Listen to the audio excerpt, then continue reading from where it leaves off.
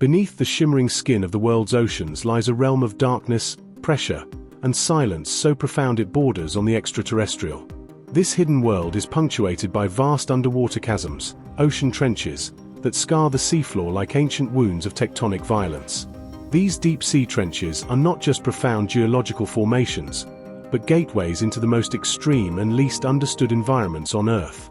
Life here evolves under the weight of immense pressure and in the absence of sunlight, forming isolated ecosystems that remain largely inaccessible. The deepest of them all, where the Earth quite literally folds into itself, is the Mariana Trench. But before we continue, subscribe to the channel and like the video.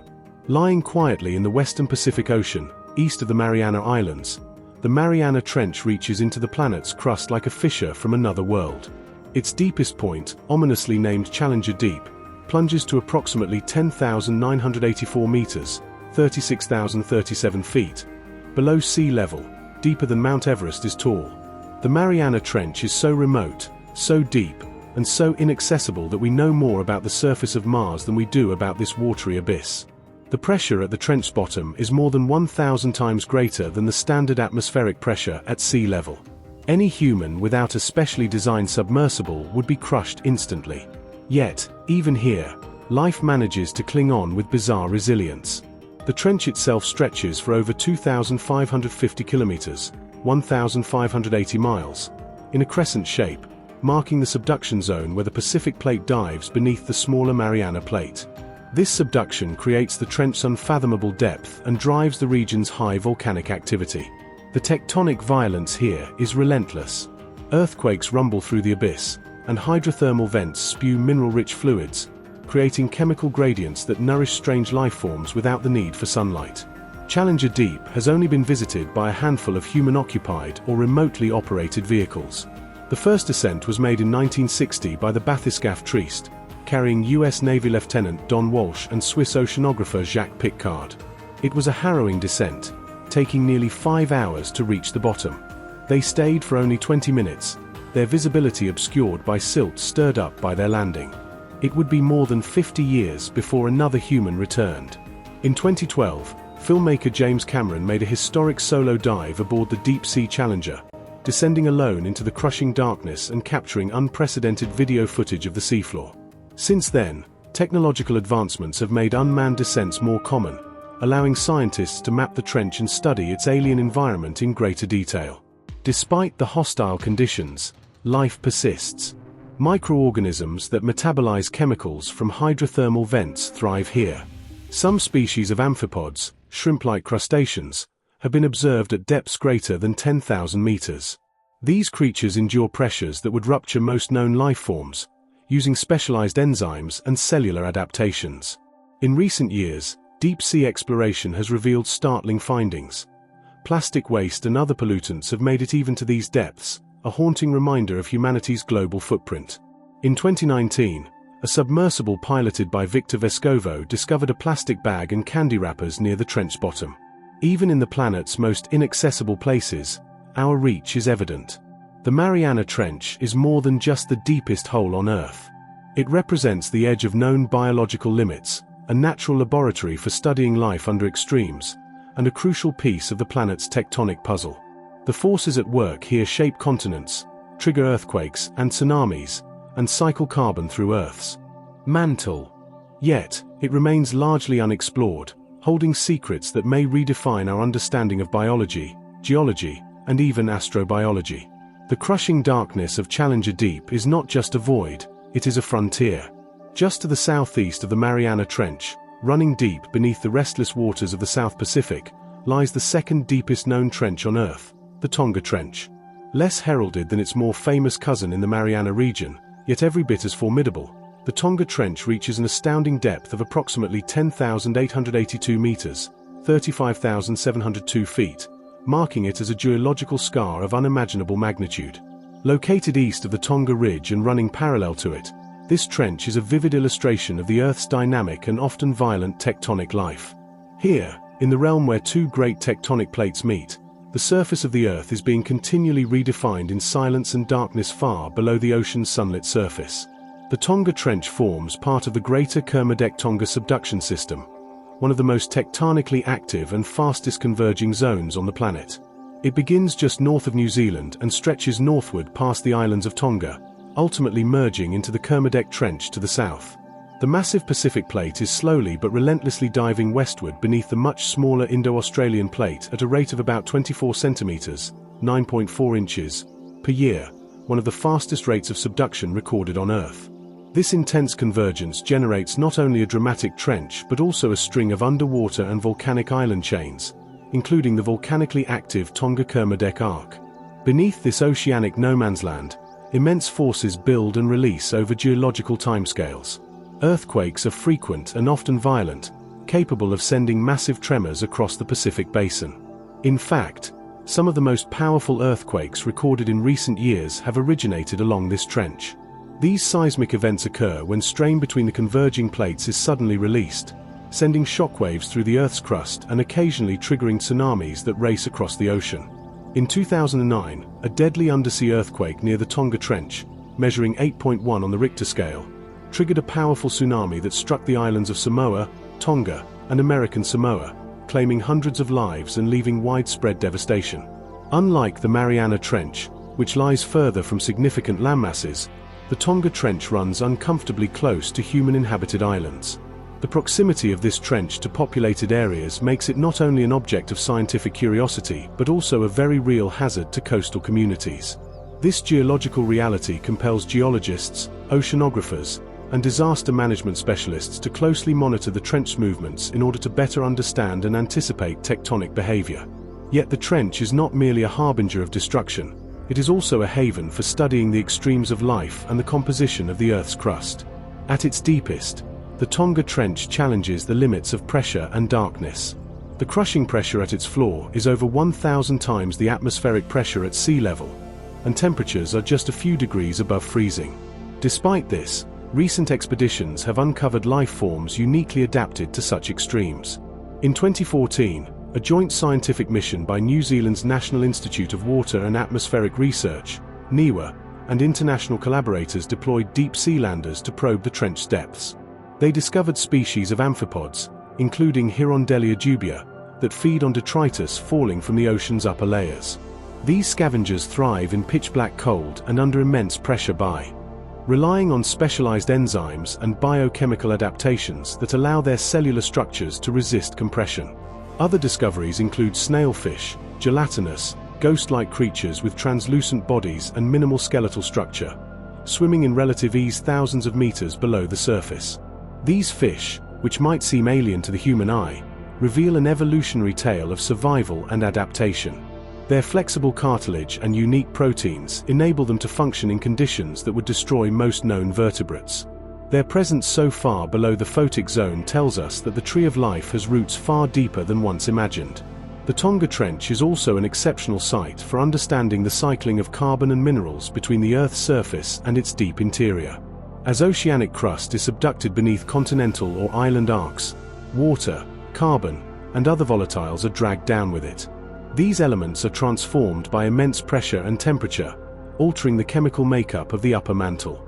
Some of this material is eventually re-released through volcanic activity, completing a slow but vital cycle that helps regulate Earth's long-term climate. Scientists studying subduction in the Tonga Trench have used isotopic analysis to trace these movements, improving our understanding of how the Earth breathes through its crustal processes. Adding to the mystique of the Tonga Trench is the relative lack of thorough exploration. Compared to other oceanic regions, the trench remains largely uncharted. The difficulty of accessing such depths, combined with the narrow, steep topography of the trench itself, poses significant challenges for oceanographic mapping. However, as technology continues to evolve, autonomous underwater vehicles, AUVs, remotely operated vehicles, ROVs, and deep-sea landers are beginning to unveil the topographical and biological secrets of this submerged frontier.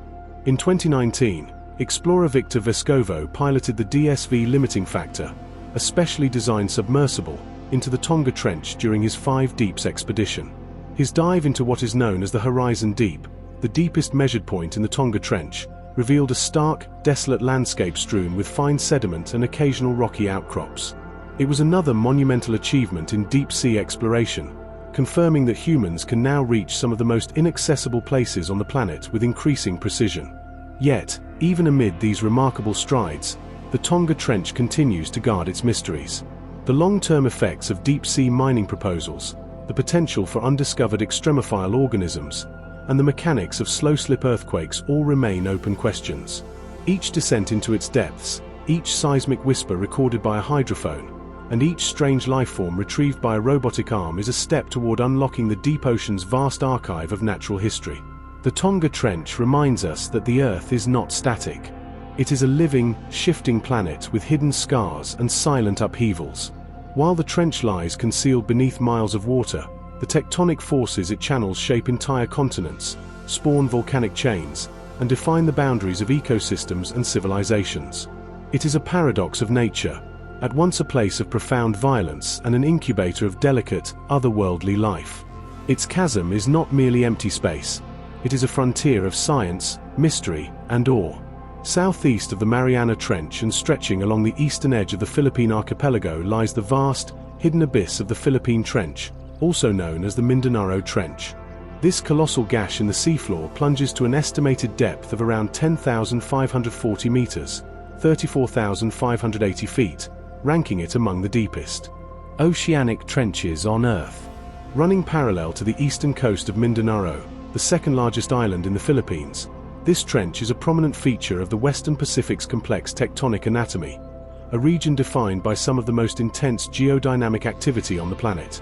The Philippine Trench is the result of a powerful and ongoing subduction process, where the dense Philippine sea plate is being forced beneath the lighter Sunda Plate, or Eurasian Plate, depending on the specific location. This long and deep trench stretches approximately 1,320 kilometers, 820 miles, in a north-south direction, beginning near Luzon in the north and continuing down past Mindanao into the Celebes Sea region. It forms a significant part of what is often referred to as the Philippine Mobile Belt, a tectonic pressure cooker where multiple plates, including the Pacific, Philippine Sea, Eurasian, and Sunda plates, interact in highly dynamic and unpredictable ways. Discovered during bathymetric surveys in the early 20th century, the trench has intrigued scientists and oceanographers ever since. In its deepest point, sometimes referred to as the Galathea depth, conditions are hostile and almost beyond human comprehension. The hydrostatic pressure at this depth exceeds 1,000 times the atmospheric pressure at sea level. Yet within this high-pressure, lightless world, lie answers to scientific questions about plate tectonics, seismic behavior, and extremophile life forms. Seismically, the Philippine Trench is hyperactive. The relentless collision of tectonic plates along its margins results in frequent megathrust earthquakes, some of which have been devastating in both their magnitude and their impact. For centuries, the trench has played a central role in the region's geohazards, particularly in tsunami generation. One of the most destructive events linked to this area was the 1976 Morro Gulf earthquake, which occurred just west of the trench. It triggered a tsunami that swept through the southern Philippines, killing thousands and flattening coastal communities. Events like this illustrate how intimately human life is tied to the unseen, submarine movements of Earth's crust. What makes the Philippine Trench especially significant from a geological standpoint is its proximity to land. Unlike deeper trenches like Mariana or Tonga, which lie farther offshore, the Philippine Trench is flanked by inhabited islands and coastal zones. The trench's activities have a direct and sometimes deadly influence on the region. Seismic monitoring and tsunami early warning systems are of critical importance here. In recent decades, the Philippine Institute of Volcanology and Seismology, PHIVOLCS, and international collaborations have worked tirelessly to study this trench in order to understand its behavior and mitigate its risks. But the trench is not just a site of destruction, it is also a window into one of the least understood ecosystems on Earth. Biological studies in this trench have revealed piezo-philes, or pressure-loving organisms, that flourish where no sunlight penetrates and the temperatures hover just above freezing. Among these are amphipods, crustaceans that scavenge detritus from above, and microbes that derive energy from chemosynthesis, metabolizing elements such as methane and hydrogen sulfide. These organisms demonstrate a remarkable array of biochemical adaptations, from pressure-resistant enzymes to unique cellular membranes that can maintain fluidity and function under crushing force. Deep-sea exploration in the Philippine Trench remains limited compared to other trenches, primarily due to financial and technological constraints. However, advances in remotely operated vehicles, ROVs, and autonomous underwater vehicles, AUVs, are changing this. One such expedition was the Galathea 3 expedition from Denmark, which in 2007 sent probes into the depths of the trench to gather samples and video footage. These glimpses of the deep revealed not only the stark topography of the trench but also the presence of unknown and undocumented species, reminding us that the Philippine Trench may still hold biological secrets awaiting discovery. In more recent years, the Philippine Trench has been the subject of interest not only for biologists and geologists but also for climate scientists and ecotoxicologists. The trench is a vital piece of the Earth's deep carbon cycle.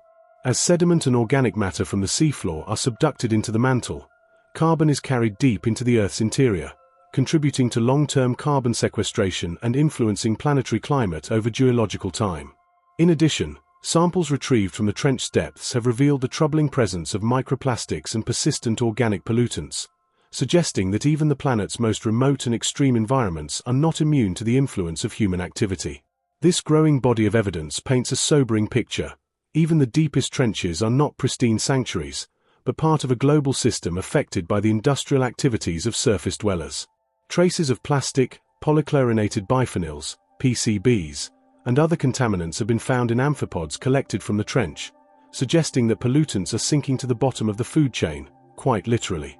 Yet, in spite of this, the trench retains a haunting majesty. It is a place of paradox, where crushing pressure gives rise to delicate forms of life, where tectonic chaos yields structured ecosystems, and where darkness hides vibrant, unseen worlds. For scientists, the Philippine Trench is a puzzle, a research frontier, and a warning. For humanity, it is a reminder that the Earth is vast, mysterious, and interconnected in ways we are only beginning to grasp. Technological advancements in deep-sea exploration, including projects like Schmidt Ocean Institute's RV Forker, Victor Vescovo's 5 Deeps expedition, and initiatives from Japan's JAMSTEC, promise to peel back more layers of mystery from the Philippine Trench in the years to come. With every descent into its depths, we inch closer to understanding the tectonic processes that shaped our continents, the origins of life in extreme environments, and the delicate balance of oceanic ecosystems that sustain our planet. And so the Philippine Trench, far from being just a geological depression, stands as a living monument to the power and complexity of the Earth's oceanic processes. It is a testament to resilience, of both the planet and the life it nurtures in its most secret places. To the north of the Mariana and Philippine Trenches, tracing a jagged arc off the rugged coastlines of the Russian Far East, lies the formidable Kuril-Kamchatka Trench. This underwater abyss stretches like a hidden tectonic scar across the northwest Pacific, just east of the Kamchatka Peninsula and the Kuril Islands, a remote, volcanic island chain that marks one of the planet's most seismically explosive frontiers. With a maximum recorded depth of approximately 10,500 meters, 34,449 feet, the Kuril-Kamchatka Trench ranks among the deepest oceanic trenches in the world, and yet it remains one of the least explored and least understood in terms of direct human engagement. This trench lies at the heart of a complex and highly volatile subduction zone, where the massive Pacific Plate dives beneath the Okhotsk Plate, often considered part of the North American Plate, depending on tectonic interpretations. This relentless subduction process forms the spine of one of the most powerful volcanic arcs and earthquake zones on Earth. The result is a high-speed geological conveyor belt, dragging oceanic crust into the Earth's mantle at a convergence rate of roughly 8 to 10 centimeters per year. This is the very engine that drives the explosive volcanic activity of Kamchatka and fuels some of the most powerful seismic events known to science. The trench begins offshore from Hokkaido, Japan, and stretches northward for over 2,000 kilometers, 1,243 miles, along the length of the Kuril Islands before terminating near the Commander Islands, northeast of Kamchatka. It forms a direct tectonic link with the Japan Trench to the south, creating a continuous arc of geologic instability that has long posed risks to the surrounding region. This underwater boundary is not a tranquil divide but a grinding, snapping fault line that regularly unleashes devastating energy. The seismic history of the Kuril-Kamchatka Trench is among the most violent on the planet. It has been the source of numerous megathrust earthquakes, many exceeding magnitude 8.0. Some have spawned enormous tsunamis that have crossed entire ocean basins. In 1952, a magnitude 9.0 earthquake struck off the Kamchatka coast, generating a tsunami that reached as far as Hawaii, Alaska, and even Chile. Then, in 2006 and 2007, back-to-back quakes of magnitude 8.3 and 8.1 respectively shook the Kuril Islands, triggering tsunami warnings across the Pacific. These events are not historical anomalies. They are part of an ongoing pattern of seismic unrest that defines life in this part of the world. Yet the Kuril-Kamchatka Trench is not merely a threat. It is a geological laboratory of immense scientific value. Its inaccessibility, harsh weather, and geographic isolation have historically limited direct exploration. But in recent years, interest has grown in understanding the trench's unique topography, deep-sea ecosystems, and structural dynamics. Much of what we know today has come from remote sensing, bathymetric mapping, and deep-sea seismic arrays installed by Russian, Japanese, and international research teams. These studies reveal that the trench's floor is far from uniform. The undersea topography includes steep escarpments, sediment-filled basins, and massive fault scarps, features carved by the relentless collision of tectonic plates. The region is also subject to slow-slip events, where tectonic stress is released gradually over weeks or months, often invisible to traditional seismometers. These phenomena offer crucial insights into the physics of earthquakes and could eventually improve predictive models. In terms of biology, the Kuril-Kamchatka Trench remains largely a mystery. Few expeditions have ventured into its deepest reaches, and most data come from more accessible portions of the trench. However, what little we have discovered suggests a vibrant, albeit harsh, deep-sea biosphere. In recent years, ROVs deployed near the trench's upper slopes have observed species of deep-water fish, giant isopods, and crustaceans adapted to extreme pressure and darkness. More recent biological samples have even hinted at unique microbial communities that metabolize methane and sulfur compounds, organisms that could potentially inform biotechnological and medical research. Some species found in this trench may be endemic, living nowhere else on Earth. The isolation of the Kuril-Kamchatka Trench, combined with its depth and cold, creates an evolutionary crucible where survival demands extreme adaptations. These life forms might mirror those found in other hadal, deep trench environments, such as the Mariana and Tonga trenches. But subtle genetic differences often emerge when compared in laboratory analysis, suggesting millions of years of isolated evolution. One of the more intriguing scientific prospects associated with the Kuril-Kamchatka Trench is its potential role in the deep carbon cycle. As oceanic crust is pulled downward into the mantle, it carries with it vast amounts of organic carbon locked within sediments. This material is then transformed by heat and pressure, and some of it eventually resurfaces through volcanic activity. However, a portion of this carbon is believed to be sequestered deep within the Earth for geological timescales. Understanding how much carbon is subducted and what proportion returns to the surface is crucial in constructing accurate models of Earth's long-term climate regulation. The trench also represents an untapped frontier for mineral exploration. There are growing concerns and debates over the future of deep-sea mining, with trenches like Kuril-Kamchatka containing rich deposits of rare earth elements, cobalt-rich crusts, and polymetallic nodules. However, the ecological consequences of such exploitation are still unknown. Scientists warn that mining operations at such extreme depths could irreversibly damage ecosystems we barely understand. Geopolitically, the Kuril-Kamchatka region has long been an area of interest and contention. The Kuril Islands themselves are subject to a territorial dispute between Russia and Japan, adding layers of complexity to any multinational scientific or resource-based endeavor. Despite this, recent years have seen increased cooperation in seismic monitoring, disaster preparedness, and oceanographic research, a recognition that the trench's immense risks and rewards transcend national boundaries. The potential for tsunami generation from this trench remains one of its most feared aspects. Given the trench's proximity to major population centers in Japan, Russia, and Alaska, even a moderate undersea earthquake could result in significant damage and loss of life. As such, the trench is closely monitored by the Pacific Tsunami Warning Center, PTWC, and various international seismic networks. Advances in underwater sensor technology, including ocean-bottom seismometers, OBS, and deep pressure sensors, are now being deployed along the trench to improve detection of seismic anomalies and support real-time warning systems. Yet, for all the danger and drama the Kuril-Kamchatka Trench represents, it also captures the imagination. It is a place where the Earth hides its secrets in miles of darkness, a theater of unending geological performance. It challenges our scientific understanding, invites us to consider the resilience of life, and humbles us with its scale and complexity. As we continue to reach deeper into these trenches with machines of steel and minds of curiosity, we find not just answers but more compelling questions. In the end, the Kuril-Kamchatka Trench is a monument to Earth's ceaseless transformation. It is at once a threat, a mystery, and a promise, a glimpse into the inner workings of the planet we call home. Far beneath the rolling swells of the South Pacific Ocean, just off the northeastern coast of New Zealand, lies one of the Earth's least explored but most awe-inspiring geological formations, the Kermadec Trench.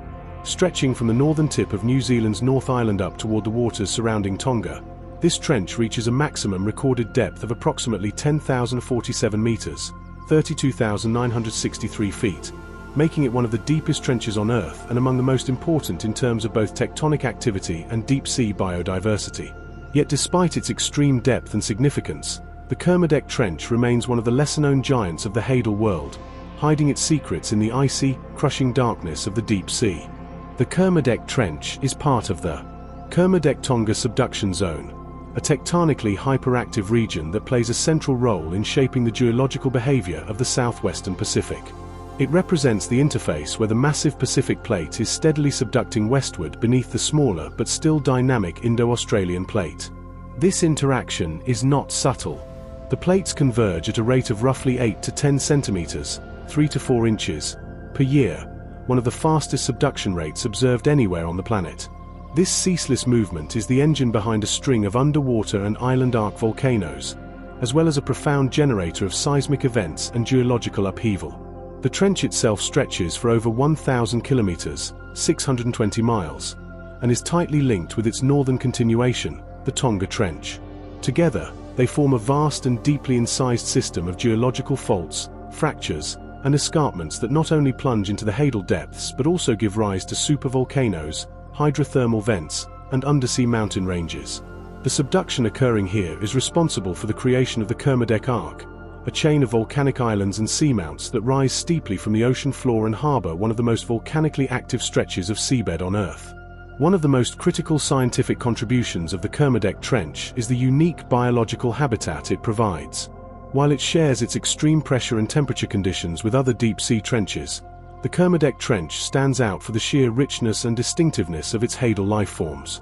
Expeditions led by researchers from institutions such as NIWA, National Institute of Water and Atmospheric Research, JAMSTEC, Japan Agency for Marine Earth Science and Technology, and various international collaborations have uncovered a thriving community of deep-sea amphipods, snailfish, polychaete worms, and microbial mats adapted to these forbidding conditions. One of the most famous inhabitants of the Kermadec depths is the supergiant amphipod, a shrimp-like creature that can grow to over 30 centimeters, 12 inches, in length. These amphipods were first discovered in traps placed at depths of over 7,000 meters and have since become iconic symbols of Hadal gigantism, a phenomenon where some deep-sea species grow to sizes far larger than their shallow water relatives. Scientists speculate that this may be due to reduced predation pressures, colder temperatures, and the unique energy dynamics of Hadal zones. Another extraordinary discovery came in the form of Hadal snailfish, ghostly, semi-translucent vertebrates that lack traditional scales and possess soft, gelatinous bodies. These adaptations allow them to survive in environments where most animals would collapse under pressure. Snailfish captured from the Kermadec Trench have shown remarkable physiological traits, such as specialized enzymes and flexible bones, that make them perfectly suited to life in the crushing darkness. But it's not just the large and charismatic creatures that tell the story of the Kermadec depths. Microscopic life abounds in these trenches, forming the base of a unique food web. Microbes in and around hydrothermal vents and sediment seeps use chemosynthesis, deriving energy from the oxidation of hydrogen sulfide, methane, and other chemicals, rather than sunlight. These microbes form mats on the ocean floor, and many support symbiotic relationships with other animals, such as tubeworms and clams. The metabolic pathways of these microorganisms are of particular interest to astrobiologists and biochemists, as they provide a model for how life might exist on other celestial bodies like Europa or Enceladus. Geologically, the Kermadec Trench offers invaluable insights into earthquake dynamics and subduction zone mechanics. This region is especially notable for producing both fast slip and slow slip earthquakes. Fast slip quakes are the traditional, sudden ruptures that cause shockwaves and tsunamis, while slow slip events occur over days or weeks without releasing seismic energy at the surface. These silent quakes are incredibly important for understanding how strain accumulates in subduction zones and how it might eventually be released in more catastrophic events. Some researchers believe that the Kermadec Trench is a key area for studying earthquake nucleation, the initial buildup and release of stress that begins an earthquake sequence. Instrument arrays placed on the seafloor are helping scientists detect and analyze these movements in unprecedented detail. The region has also been considered a candidate site for installing tsunami early warning systems, which could be vital for the safety of communities in New Zealand and the wider Pacific Basin. Despite all this, exploration of the Kermadec Trench remains relatively limited compared to other, more famous trenches. The remoteness of the location, the ferocious conditions of the open ocean, and the extreme depth of the trench make each expedition a massive logistical undertaking. Still, international teams have begun to make inroads using deep-diving ROVs, bathymetric mapping tools, and pressure-resistant landers to study the trench topography and biology. In 2014, a landmark expedition by NIWA and the University of Aberdeen sent deep-sea landers into the Kermadec Trench, capturing footage and samples from over 10,000 meters below sea level. The mission revealed never-before-seen species and yielded critical data on temperature, salinity, pressure, and biological activity. What struck scientists most was not just the strangeness of the life forms, but the fragility of the ecosystem itself. Even the slightest disturbance from human activity, whether deep-sea trawling, mining, or pollution, could have irreversible consequences in such a finely balanced environment. Indeed, like other deep ocean regions, the Kermadec Trench is not immune to the shadow of human influence. Studies have found evidence of microplastic pollution, persistent organic pollutants, and heavy metals accumulating even in these remote and supposedly untouched areas. As plastics and toxins settle through the water column, they become integrated into the very foundations of the Hadal food web.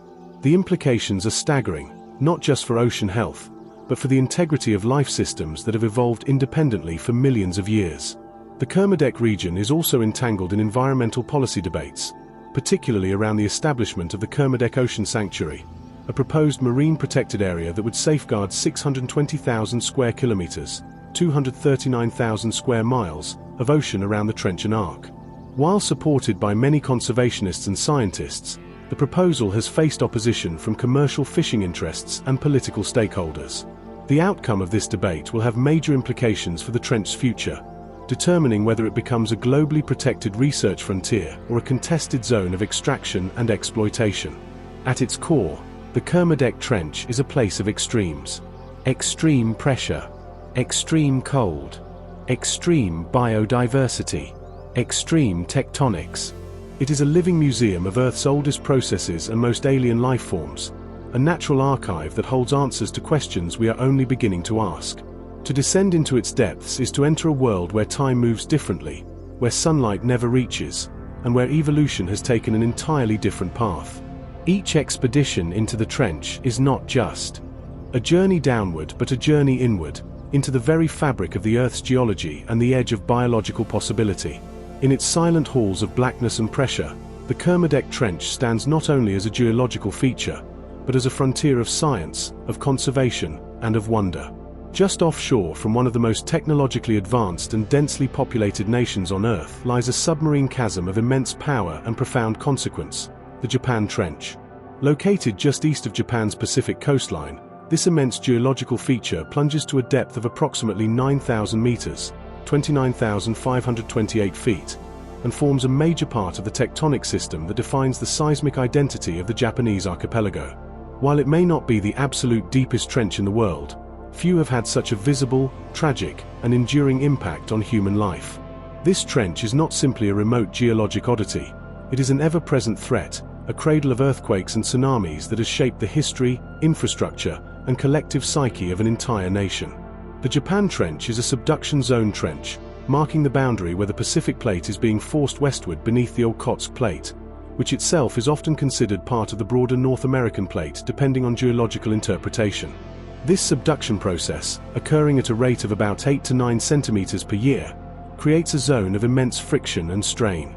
Over time, pressure builds along this tectonic boundary until it is released in massive seismic events, earthquakes that can ripple across the ocean and unleash devastation on distant shores. The Japan Trench stretches over 800 kilometers, 500 miles, from the Kuril Islands in the north to the Boso Triple Junction just east of Tokyo in the south, where it transitions into the Aizu Bonin Trench, another key feature of the region's tectonic system. This trench, and the entire subduction zone it anchors, has long been known for its catastrophic potential. On March 11, 2011, the world witnessed firsthand the violent power that resides along this boundary. That day, the Tohoku earthquake, a magnitude 9.1 megathrust event, ruptured along the fault line just east of the Japan Trench. The energy released was so vast that it shifted the entire island of Honshu by several meters, shortened Earth's day by a fraction of a second, and generated a massive tsunami that struck the northeastern coast of Japan with terrifying force. Waves exceeding 40 meters, 131 feet, in height surged inland, flattening entire towns, killing nearly 20,000 people, and causing the Fukushima Daiichi nuclear disaster, one of the most serious nuclear incidents in history. The 2011 disaster reawakened global awareness of the lethal significance of subduction zones, and it intensified scientific study of the Japan Trench.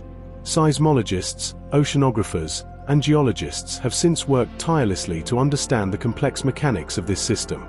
Unlike many deep-sea trenches, the Japan Trench lies perilously close to shore. In some places, it is just 200 kilometers, 124 miles, offshore, making the margin between oceanic violence and human civilization exceedingly narrow. It is a fault line that speaks with little warning and in unrelenting tones. One of the most remarkable aspects of the trench's behavior lies in its segmented rupture patterns. The 2011 Tohoku quake ruptured a segment previously thought to be locked and incapable of such movement. Since then, geophysical studies have identified other segments that may be accumulating stress. This segmentation implies that multiple large earthquakes could still be due, particularly in the southern section of the trench near Tokyo and the Boso Peninsula, a scenario that would have dire consequences for one of the world's most populous urban regions.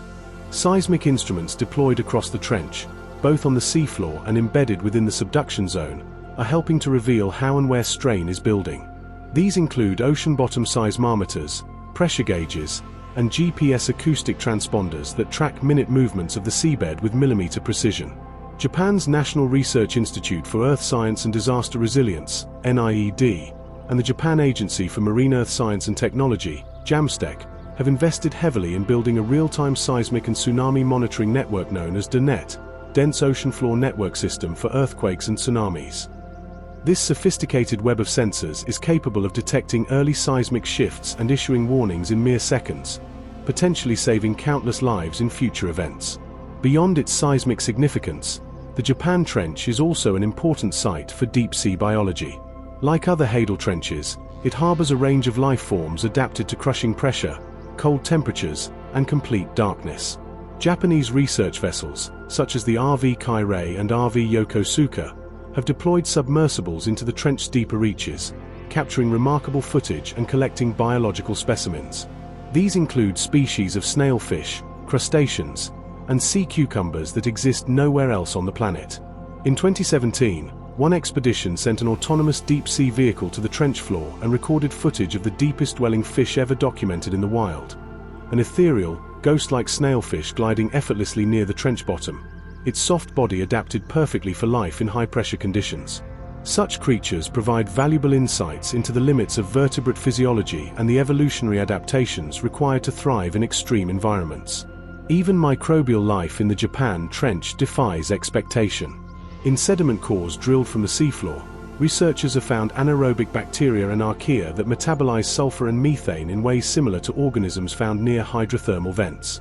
These findings help scientists understand not just Earth's biosphere but also the possibility of life in similar environments on other planets or moons, especially in the icy oceans believed to exist beneath the crusts of Europa and Enceladus.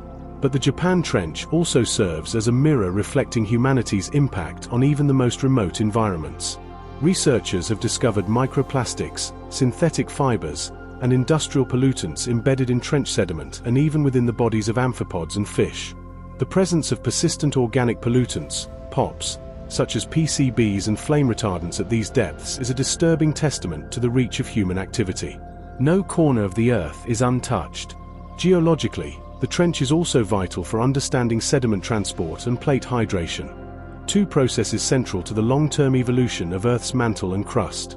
As the Pacific Plate plunges beneath Japan, it drags massive volumes of sediment and seawater into the mantle. This not only contributes to volcanic arc chemistry but also lubricates the subduction interface, influencing the behavior of earthquakes. Deep drilling projects such as the Integrated Ocean Drilling Program (IODP) have sought to extract sediment cores from near the trench in order to study these interactions in detail, revealing how water-rich clays and minerals might control the slip or locking of faults. In cultural terms, the Japan Trench is woven into the fabric of Japanese consciousness. It underlies the constant preparation, readiness, and resilience that permeate Japanese society. From childhood, citizens are taught earthquake drills. Buildings are designed with advanced shock absorbers, evacuation.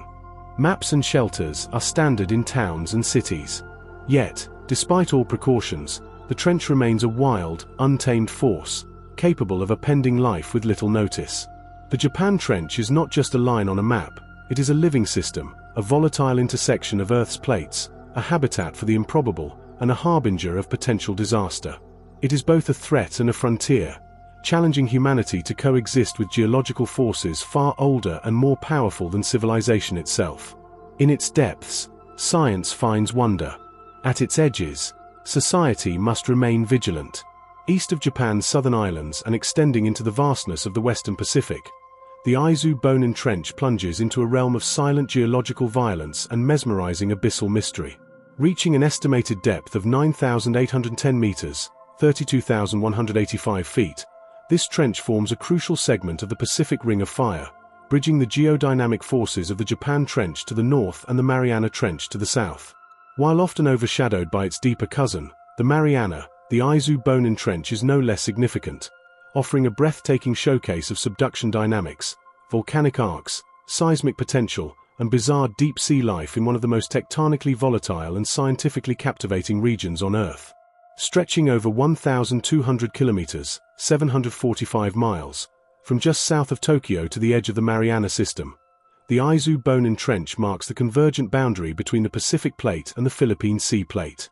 Here, the Pacific Plate is relentlessly diving westward beneath the overlying Philippine Sea Plate at an average rate of 8 to 9 centimeters per year. This continual subduction drives a range of dynamic Earth processes, from the buildup of enormous tectonic stress to the melting of rock and formation of underwater volcanoes. These forces, in turn, feed the development of one of the most active and complex island arc systems on the planet, the Aizu Bonin Mariana Arc, a chain of islands and submarine volcanoes born directly from the trench's seismic soul. One of the key geological marvels of the Aizu Bonin Trench is its dual-arc volcanic system.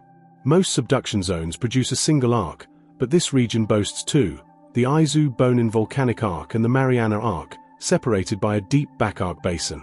The volcanic islands associated with this system, such as Aizu Oshima, Chichijima, and Iwo Jima, rise dramatically from the sea, some of them home to active eruptions and fumarolic activity. These islands are only the visible tips of a massive chain of underwater volcanic seamounts and ridges that trace the path of the subduction zone, forming part of what geologists call the Aizu Bonin Mariana (IBM) arc system, a structure studied worldwide as a model for understanding Earth's early tectonic evolution. What makes the Aizu Bonin Trench particularly fascinating from a scientific perspective is its age and structure.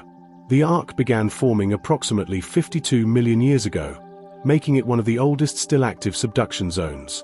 Because it represents a near-ideal setting for the early stages of subduction and arc genesis, scientists consider it a kind of natural laboratory for understanding how continents originally formed on the young Earth. The trench seafloor features have been heavily mapped and investigated through multi-beam sonar, deep-sea drilling, and submersible exploration, revealing everything from archaeolite sequences to fault scarps, serpentinized mantle rocks, and hydrated minerals that provide insight into subduction chemistry and seismic friction. A particularly groundbreaking initiative that has probed the Aizu Bonin system is the International Ocean Discovery Program, IODP, especially Expedition 352, which drilled deep cores into the forearc region just above the trench. These cores contain boninites, a rare volcanic rock formed in extremely high-temperature, water-rich subduction environments. The presence of boninites is considered critical evidence for the processes that shape Earth's early crust, as these rocks are similar to those found in ancient greenstone belts, some of the oldest portions of continental lithosphere. Understanding how and why boninites form helps geologists reconstruct the conditions under which the first continental crust might have been generated billions of years ago. From a seismological standpoint, the Bonin Trench is intensely active, though its earthquakes tend to be slightly less devastating than those associated with the Japan Trench. Nevertheless, the region is capable of producing megathrust quakes, intermediate-depth intraslab earthquakes, and massive undersea landslides, each with the potential to generate tsunamis. In fact, the trench and its associated subduction zone have been responsible for tsunami-genic earthquakes recorded in historical times, and its relative proximity to densely populated Japanese cities like Tokyo makes it a focal point of earthquake risk modeling. Modern ocean-bottom seismometers and tsunami buoys have been deployed throughout the region to monitor tectonic strain and provide early warning capabilities. Yet amid this geologic chaos, the Bonin Trench also harbors one of the planet's least explored and most bizarre biological frontiers. As part of the Hadal Zone, depths below 6,000 meters, this trench supports a community of life forms uniquely adapted to extremes of pressure, darkness, and temperature. While most biological exploration of the Hadal realm has focused on the deeper Mariana and Tonga trenches, expeditions using remotely operated vehicles, ROVs, and autonomous underwater vehicles, AUVs, have revealed that the Bonin system is similarly rich in peculiar creatures: amphipods with transparent exoskeletons, deep-sea snailfish, sea cucumbers with translucent bodies, and extremophile microbes living within deep sediment layers. Recent discoveries have identified new species of piezophilic, pressure-loving microorganisms that metabolize sulfur and methane, often living in association with cold seeps and mud volcanoes dotting the trench seafloor. These life forms are of particular interest not only because they push the boundaries of biology, but also because their metabolic pathways may resemble those that existed on early Earth, or even extraterrestrial life in subsurface oceans of icy moons like Europa or Titan. The Bonin Trench, therefore, is not just a geological frontier but a potential key to astrobiological research. In addition to biology and geology, the trench has become a poignant symbol in environmental science. Recent studies have discovered traces of microplastics, synthetic polymers, and heavy metals embedded in the trench sediment layers, often deposited through marine snow or sinking detritus. These findings suggest that even the deepest ocean trenches, once thought of as pristine and untouched, are now repositories for the byproducts of industrial civilization. The realization that plastic waste and pollutants can reach such depths has stirred both scientific concern and public awareness about the global impact of marine pollution. Strategically, the Bonin region is also of immense geopolitical interest. The Japanese government, as well as neighboring powers like the United States, maintain naval and scientific facilities on and around islands like Iwo Jima, using the region not only for military monitoring but also for oceanographic research. The trench lies near some of the world's most heavily trafficked shipping lanes, and its complex bathymetry influences submarine navigation, communication cable routing, and even underwater resource exploration. Recent surveys have hinted at the presence of rare earth elements and hydrothermal mineral deposits in parts of the trench and arc system, potentially making it a future focus of deep-sea mining, although such efforts remain controversial due to their ecological risks. Despite its colossal depth and dynamic complexity, the Bonin Trench remains less well known to the public than its neighboring Mariana Trench. Yet in many ways, it is more accessible to study and equally rich in scientific value. It serves as a living archive of Earth's tectonic past, a crucible for life under extreme conditions, and a warning beacon of geologic instability. The trench tells the story of ancient continents, modern hazards, and distant futures, both earthbound and extraterrestrial. To explore the Bonin Trench is to descend into the restless heart of our planet, where continents are born, oceans are reshaped, and life takes on forms beyond human imagination. It is one of those rare places where science, danger, and mystery collide in the cold, dark, and pressurized depths of the Earth, ever waiting, always moving, perpetually unfolding its secrets in silence. Far from the Pacific's firing trenches and volatile tectonic arcs, the Atlantic Ocean holds its own dark chasm, a vast, brooding gash on the ocean floor known as the Puerto Rico Trench. Stretching across the seafloor north of the Greater Antilles, this geological rift forms the deepest point in the Atlantic Ocean, descending to an estimated depth of 8,376 meters, 27,480 feet. Though it may not rival the Mariana or Tonga trenches in sheer depth, the Puerto Rico Trench exerts a quiet and relentless power, shaped by immense geological forces and linked to both beautiful Caribbean coastlines and destructive seismic histories. The trench lies just north of the island of Puerto Rico and extends over 800 kilometers, 500 miles, from the Hispaniola Basin in the west to the Lesser Antilles Arc in the east. It forms part of the tectonic boundary where the North American plate is subducting beneath the Caribbean plate, but the interaction here is complex. Unlike the dramatic trench arc systems of the Pacific Rim, the Puerto Rico Trench is part of a transformed subduction hybrid zone, where lateral, strike-slip, motion coexists with some degree of plate underthrusting.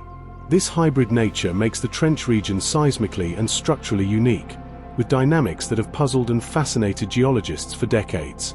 The trench's position at the juncture of two massive tectonic plates makes it a zone of intense seismic activity. Earthquakes have long shaped the lives of people across the region, from Haiti to the US Virgin Islands. The trench has been the source of numerous powerful quakes, including the devastating 1918 Puerto Rico earthquake, which registered a magnitude of 7.1 and generated a local tsunami that caused widespread damage and claimed lives along the island's west coast. More recently, a swarm of earthquakes occurred between 2019 and 2020 in southwestern Puerto Rico. Though centered slightly south of the trench, they reminded the public of the ever-present tectonic volatility in this region.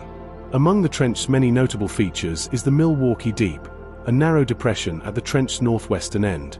It was discovered in 1939 by the USS Milwaukee and was long considered the deepest point in the Atlantic. Later mapping efforts confirmed that it indeed hosts the trench's greatest known depth of over 8,300 meters. This site was revisited in 1964 by the research vessel Glomar Challenger, and more recently by robotic and manned submersibles during modern expeditions. Despite technological advancements, much of the trench remains underexplored due to its depth, the harsh conditions at the bottom, and the logistical complexity of sustained research in the deep Atlantic. In addition to its seismic and bathymetric importance, the Puerto Rico Trench also exerts a strong influence on regional oceanography. Because of its extreme depth and location near the Gulf Stream's origin, the trench acts as a conduit for deep Atlantic water masses, channeling currents and contributing to thermohaline circulation. In some areas, deep ocean currents interact with the steep trench walls, producing internal waves and upwelling events that influence nutrient flow, primary productivity, and even the region's weather patterns.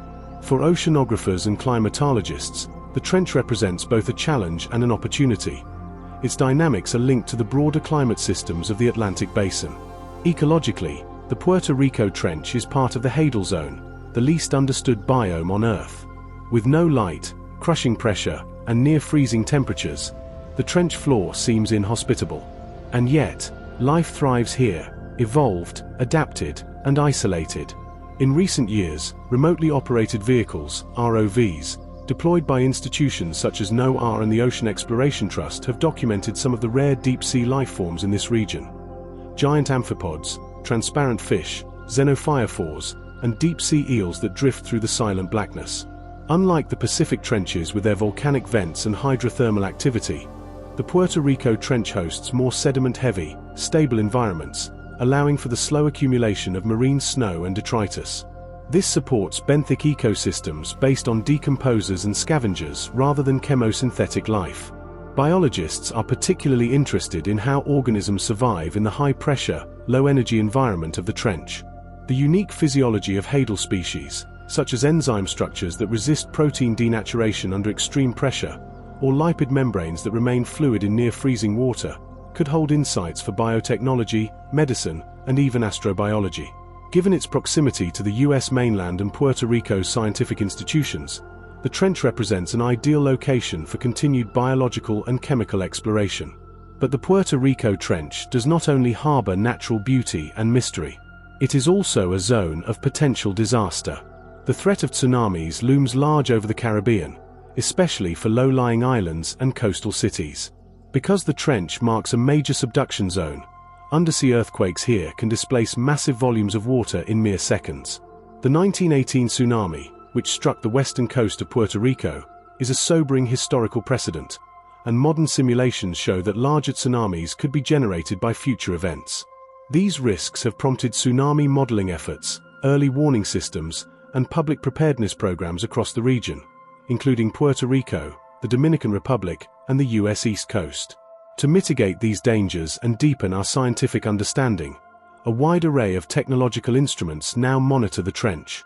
Seismic arrays, ocean bottom pressure sensors, and satellite-linked buoys form part of an expanding network to track tectonic movement and ocean surface anomalies. Data from these tools not only help in earthquake forecasting and tsunami alerts, but also offer crucial information about the slow, continuous deformation of the trench's fault zones.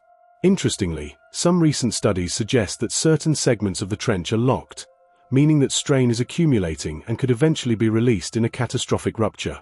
Culturally and geopolitically, the Puerto Rico Trench also holds significance.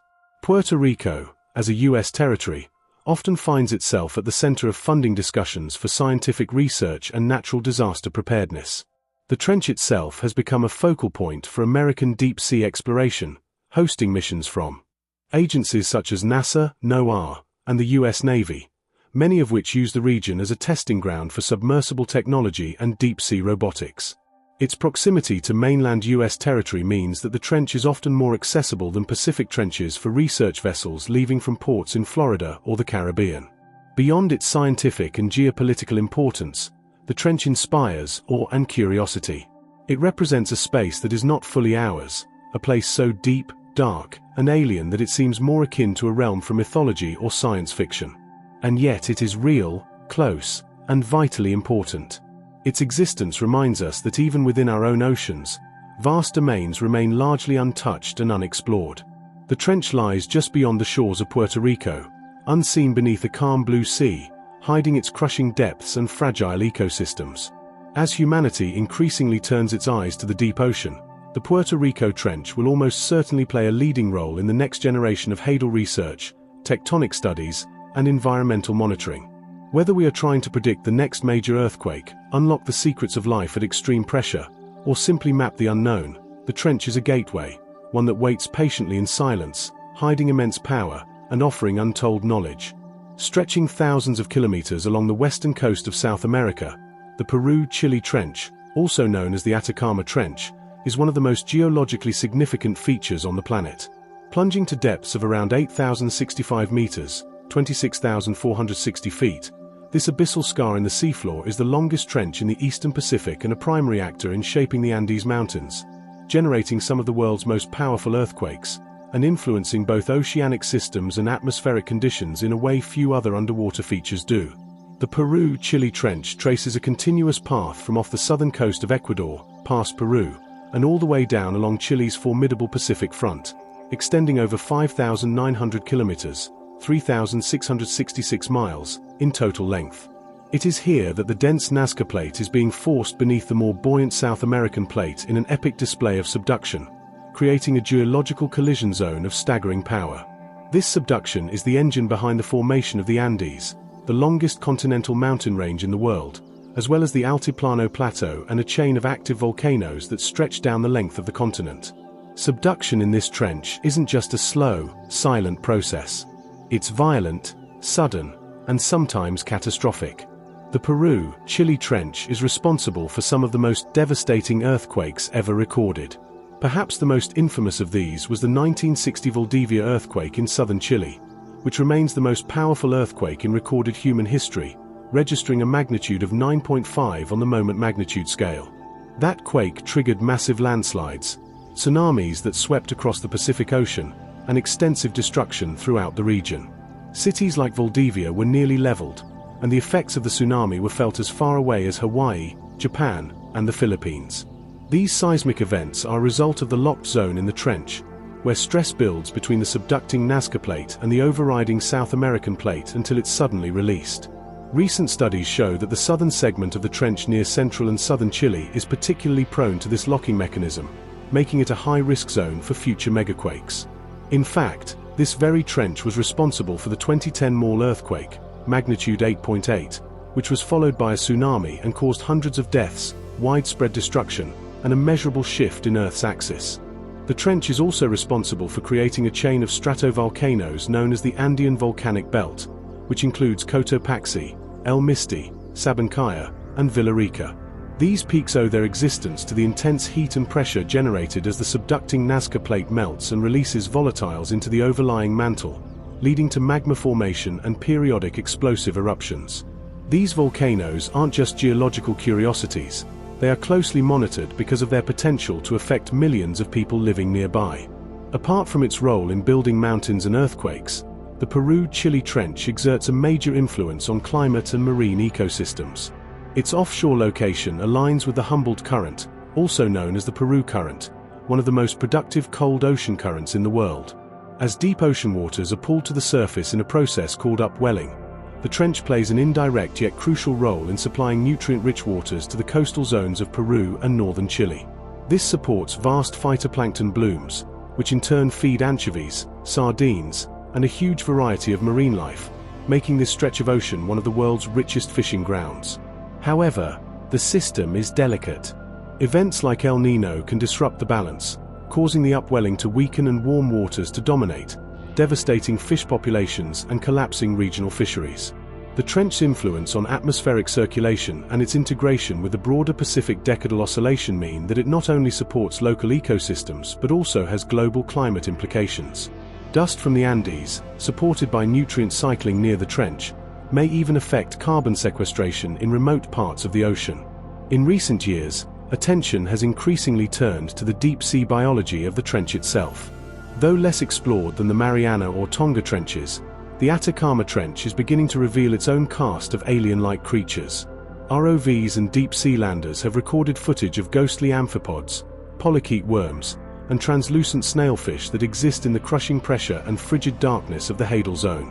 What makes the Peru-Chile Trench particularly intriguing is its juxtaposition between the cold, nutrient-rich waters at shallower depths and the lifeless, high-pressure abyss below. Sediment cores retrieved from the trench floor have provided scientists with rich data sets on the history of earthquakes, landslides, and organic material sinking from above. These cores act as time capsules, capturing the frequency of major tectonic events, as well as periods of mass mortality in marine life due to natural climate fluctuations. Interestingly, the trench's unique bathymetry also makes it a repository for organic carbon, leading some scientists to speculate about its role in long-term carbon cycling and climate regulation. Additionally, the trench plays a lesser-known role in marine geohazards such as submarine landslides. When massive sediment deposits built up along the steep continental slope collapse, often due to earthquake shaking, they can create underwater turbidity currents and potentially contribute to localized tsunami events. While such slides are hard to detect, there is growing evidence that these have occurred multiple times in the past, altering seafloor morphology and even rerouting ocean currents temporarily. Though much of the Peru-Chile Trench lies deep beneath international waters, several sections fall within the exclusive economic zones, EEZs, of Peru and Chile. As such, the trench is becoming a site of geopolitical interest. Both countries have sought to expand their maritime domain under UNCLOS Article 76, which allows coastal nations to claim extended continental shelves if they can prove geological continuity. These claims are not just territorial, they carry implications for mineral extraction rights, especially as technology advances to allow deep-sea mining of polymetallic nodules and rare earth elements found along abyssal plains and trench walls. Despite its deadly power and unpredictable behavior, the trench also offers potential hope. Scientists are studying the Peru-Chile Trench as a potential early warning zone for earthquakes and tsunamis. By placing ocean-bottom seismometers, GPS arrays, and tsunami buoys, researchers hope to better understand the precursors to seismic rupture, perhaps one day predicting large events minutes, or even hours, before they occur. Efforts like the International Ocean Discovery Program, IODP, have supported drilling missions near the trench to better model the stress accumulation and fluid migration patterns that precede quakes. Culturally, the trench has long cast a shadow over coastal civilizations. From the pre-Columbian societies of the Andes to modern coastal cities like Lima, Iquique, and Valparaiso, people have lived in uneasy coexistence with this trench's hidden menace. Earthquakes, tsunamis, and volcanic eruptions are deeply embedded in the cultural memory of these populations, influencing architecture, urban planning, and even religious traditions that call for offerings to appease nature's fury. As exploration continues, the Peru-Chile Trench stands as both a cradle and a crucible, a place where life begins anew through upwelling and evolution, but also where destruction can strike without warning. Its immense depth, length, and geotectonic power place it among the most formidable natural features on Earth, not just a geological curiosity but a dynamic, ever-changing frontier of planetary processes. Beneath the restless waves of the eastern Indian Ocean, curving like a deep crescent scar along the ocean floor, lies the Java Trench, also known as the Sunda Trench. Though not the deepest trench in the world, its infamy is unmatched. With a maximum depth of around 7,725 meters, 25,344 feet, this subduction zone is far more than a geographical depression. It is a ticking geological fault line, responsible for one of the most catastrophic natural disasters in modern history, the 2004 Indian Ocean earthquake and tsunami. Running parallel to the Sunda Arc, just off the coasts of Sumatra and Java in Indonesia, the Java Trench is a place where the Earth's plates clash with violent consequence, forging a theater of immense seismic and volcanic activity. Stretching approximately 3,200 kilometers, 1,990 miles, from the Andaman Islands in the northwest down to south of Java, the trench marks the collision boundary between the Indo-Australian Plate and the Eurasian Plate, more precisely, the Sunda Plate. Here, the denser Indo-Australian Plate is relentlessly pushed beneath the lighter Sunda Plate in a process known as oceanic continental subduction. This convergence occurs at a rate of about 60 to 70 millimeters per year, building up enormous stress over time, which is eventually released in the form of megathrust earthquakes, massive tsunamis, and volcanic eruptions. The most haunting testament to the trench's tectonic volatility came on December 26, 2004, when a section of the fault line ruptured violently. A magnitude 9.1 to 9.3 megathrust earthquake tore through more than 1,300 kilometers of the trench's length near Aceh, Sumatra, rupturing the seafloor and displacing trillions of tons of seawater in seconds. The shockwaves generated a series of massive tsunamis, some reaching heights of up to 30 meters, that devastated coastal communities across Indonesia, Thailand, India, Sri Lanka, the Maldives, and even parts of East Africa. The result: more than 230,000 people killed, millions displaced, and entire towns washed away. It remains one of the deadliest natural disasters in recorded human history. The Java Trench is not a stranger to such violence. It has a long history of tectonic instability. Historic earthquakes in 1833, 1861, and 1907 were all powerful megathrust events that generated tsunamis in the region, albeit on a smaller scale than the 2004 disaster. More recently, in 2005, 2010, 2012, and 2018, the trench system and its connected fault zones have unleashed deadly tremors and underwater landslides. The trench is not a single continuous fault, but rather a chain of connected subduction segments, each with the potential to rupture. These include the Mentawai segment, Engano segment, and the Semerlu segment, all of which have shown signs of seismic locking, an indication of future quakes. Beyond earthquakes and tsunamis, the Java Trench fuels one of the planet's most volcanically active arcs, the Sunda Arc. This chain of volcanoes, home to notorious peaks like Mount Merapi, Mount Bromo, and Krakatoa, is formed as the subducted plate melts and rises, feeding magma into the Earth's crust. These volcanoes are not just symbols of Indonesian culture and mythology. They are explosive, unpredictable, and capable of global consequences. The 1883 eruption of Krakatoa, for instance, was so violent it was heard 3,000 miles away and caused a global temperature drop. The entire system is intrinsically tied to the tectonic dance unfolding in the Java Trench. Despite its fearsome power, the trench is also a fascinating frontier for marine science. Because of its remote location and extreme conditions, scientific expeditions to the trench have been relatively few. Yet in recent years, robotic submersibles and ocean floor landers have begun to probe its depths. These missions have uncovered bizarre forms of hadal life, bioluminescent fish, giant amphipods, and microbial communities that metabolize methane and sulfur in pitch darkness and near freezing temperatures. These organisms offer valuable insights into life's adaptability, even hinting at what life might look like on icy moons like Europa or Enceladus, which harbor similar pressure-filled, dark environments beneath their surfaces. Sediment cores from the trench tell stories not just of tectonic fury, but of millennia of climatic shifts, biological productivity, and tsunami deposits. Scientists use these layers of seafloor mud to reconstruct the region's paleoseismic history, revealing long-term patterns of earthquake recurrence and sedimentation.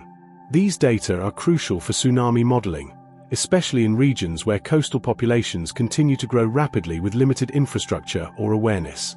Indonesia sits atop what is often called the Ring of Fire, and the Java Trench is one of its most active and dangerous nodes. Today, seismic monitoring across the region is improving, with arrays of seismometers, buoys, and GPS stations transmitting real-time data to tsunami early warning centers. However, the challenge of communication, dense coastal populations, and limited evacuation infrastructure means the threat remains ever present. The 2018 Sulawesi earthquake and tsunami, which devastated Palu, was another reminder that even localized fault lines related to the trench system can result in immense tragedy. The trench also plays an ecological role by forming a boundary for deep ocean currents in the Indian Ocean. It influences the Indonesian throughflow, a massive underwater current system that transports warm Pacific water into the Indian Ocean, helping regulate regional and even global climate. It is one of the choke points in the global thermohaline circulation, linking surface and deep water systems in ways that affect everything from monsoons to El Niño patterns. Geopolitically, the Java Trench lies within Indonesia's exclusive economic zone, EEZ, giving it special significance. While deep-sea mining is still in its infancy here, there is growing interest in the rare earth minerals, cobalt crusts, and manganese nodules potentially embedded along its slopes. The Indonesian government, working with international agencies, has begun mapping the seafloor and identifying zones of interest, though conservationists warn that mining such fragile ecosystems could unleash unknown consequences.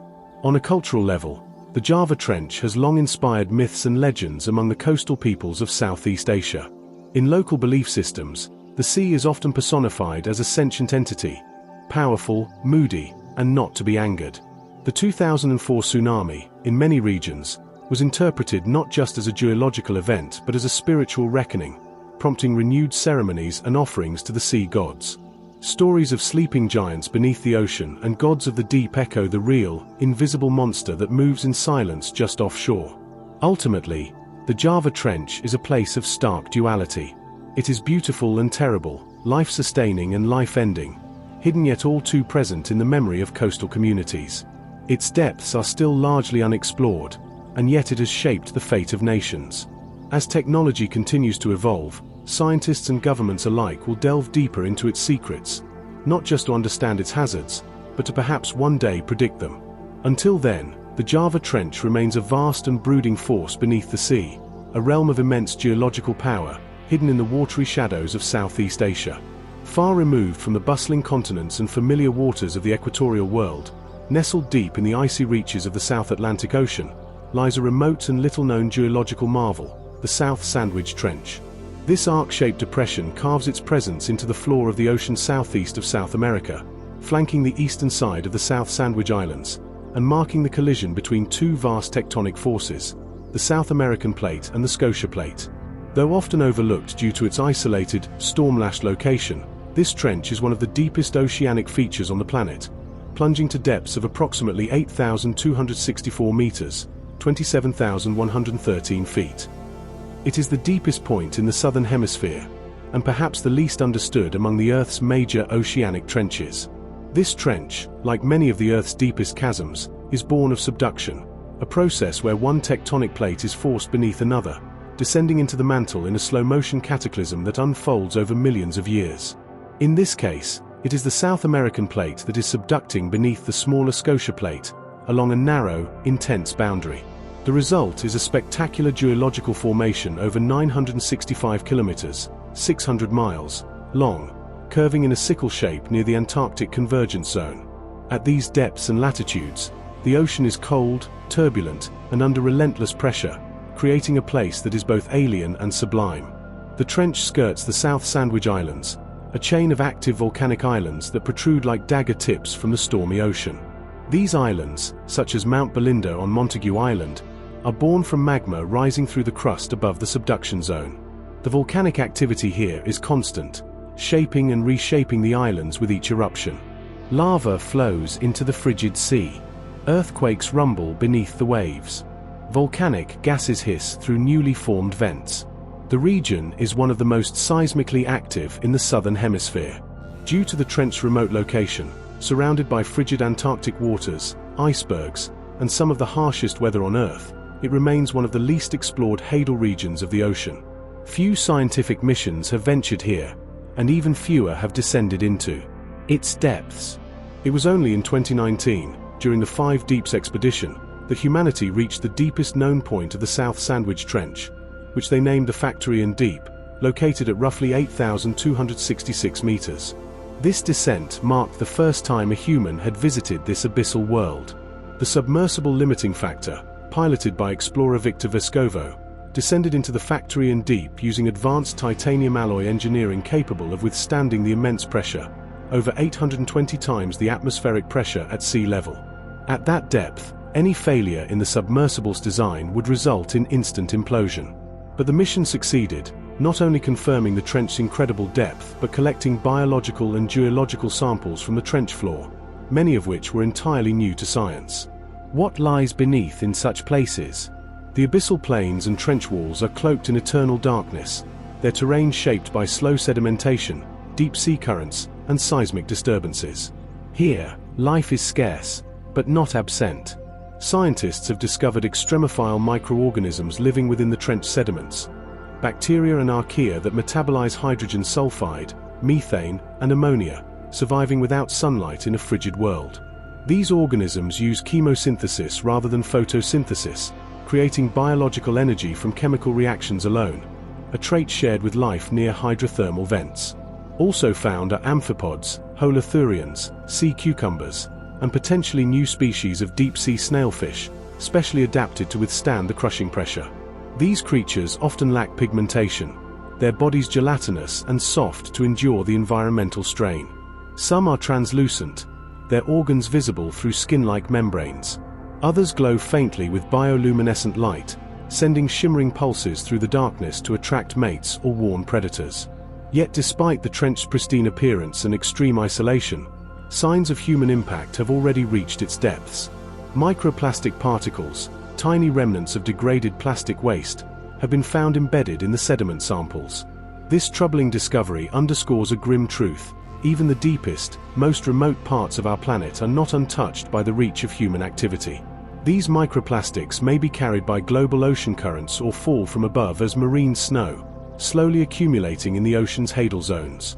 The South Sandwich Trench also plays a climatic and oceanographic role of profound importance. It lies within the path of the Antarctic Circumpolar Current, the most powerful oceanic current on Earth, which encircles Antarctica and connects the Atlantic, Pacific, and Indian Oceans. This current helps regulate Earth's climate by redistributing heat and influencing the upwelling of nutrient-rich waters. The trench, lying near this powerful system, acts as a channel through which deep ocean water circulates, potentially influencing the movement of bottom waters. Cold, dense flows that sink near Antarctica and slowly drift around the world's ocean basins over centuries. From a geopolitical and scientific standpoint, the South Sandwich Trench represents uncharted territory, a frontier for deep-sea biology, geology, and environmental monitoring. The region is currently administered by the United Kingdom, as part of the British Overseas Territory of South Georgia and the South Sandwich Islands, but is also claimed by Argentina, reflecting its proximity to the South American continental shelf. Despite this, it remains largely uninhabited and unused for commercial exploitation, preserving a unique deep-sea environment unlike anywhere else on Earth. There is growing interest in establishing marine protected areas, MPAs, around these remote trenches to ensure that future generations do not disturb these ecosystems before they are fully understood. As technologies like autonomous underwater vehicles, AUVs, and remotely operated vehicles, ROVs, continue to evolve, scientists hope to return to the trench more frequently, cataloging species, measuring carbon absorption, and tracking seismic and tectonic patterns that may one day impact the global climate or marine biodiversity. Culturally and symbolically, the South Sandwich Trench stands as one of Earth's last great mysteries. Unlike the Mariana or Java trenches, which are framed by bustling human activity and historical tragedies, the South Sandwich Trench exists on the edge of the human world, a place of icebergs and midnight sun, storm-blasted islands, and volcanic peaks steaming in the cold air.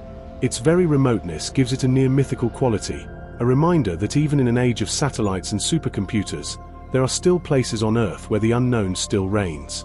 The silence of the Factorian Deep is not just a silence of sound, but of knowledge. It calls to those who seek the unseen and unheard. Its walls conceal the chronicles of Earth's shifting plates, the birth of islands, and the slow, unyielding pulse of geological time.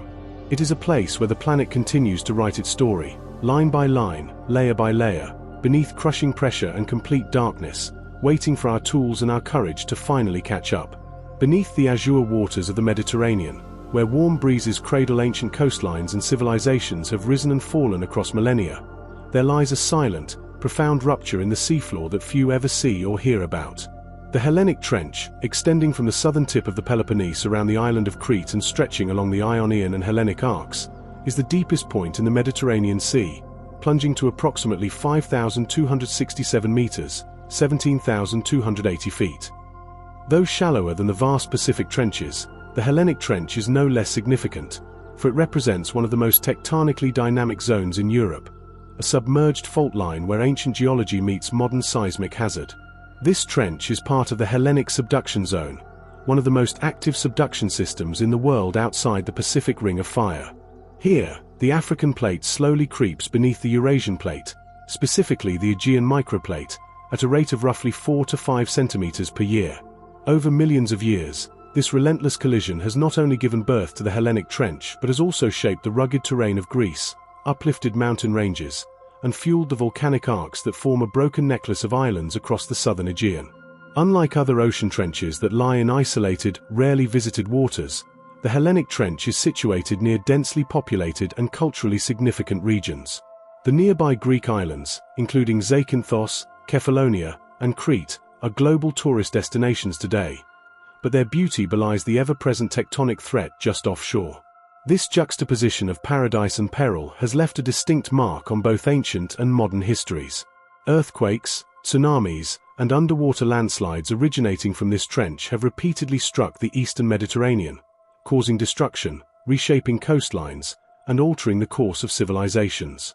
The Hellenic Trench is not one continuous depression, but rather a system of interlinked troughs and fault zones that mirror the curvature of the Hellenic Arc. Its western section lies off the Ionian Islands, the central part south of the Peloponnese and Crete, and the eastern portion curves into the eastern Mediterranean basin near the Dodecanese Islands. In many places, the trench is filled with fine-grained sediments, dropped by rivers like the Nile, or carried by slow bottom currents over thousands of years. Despite its proximity to land and relatively moderate depth compared to other ocean trenches, the Hellenic Trench has remained understudied for decades, owing in part to geopolitical tensions in the region and the logistical complexity of deep-sea research in enclosed seas.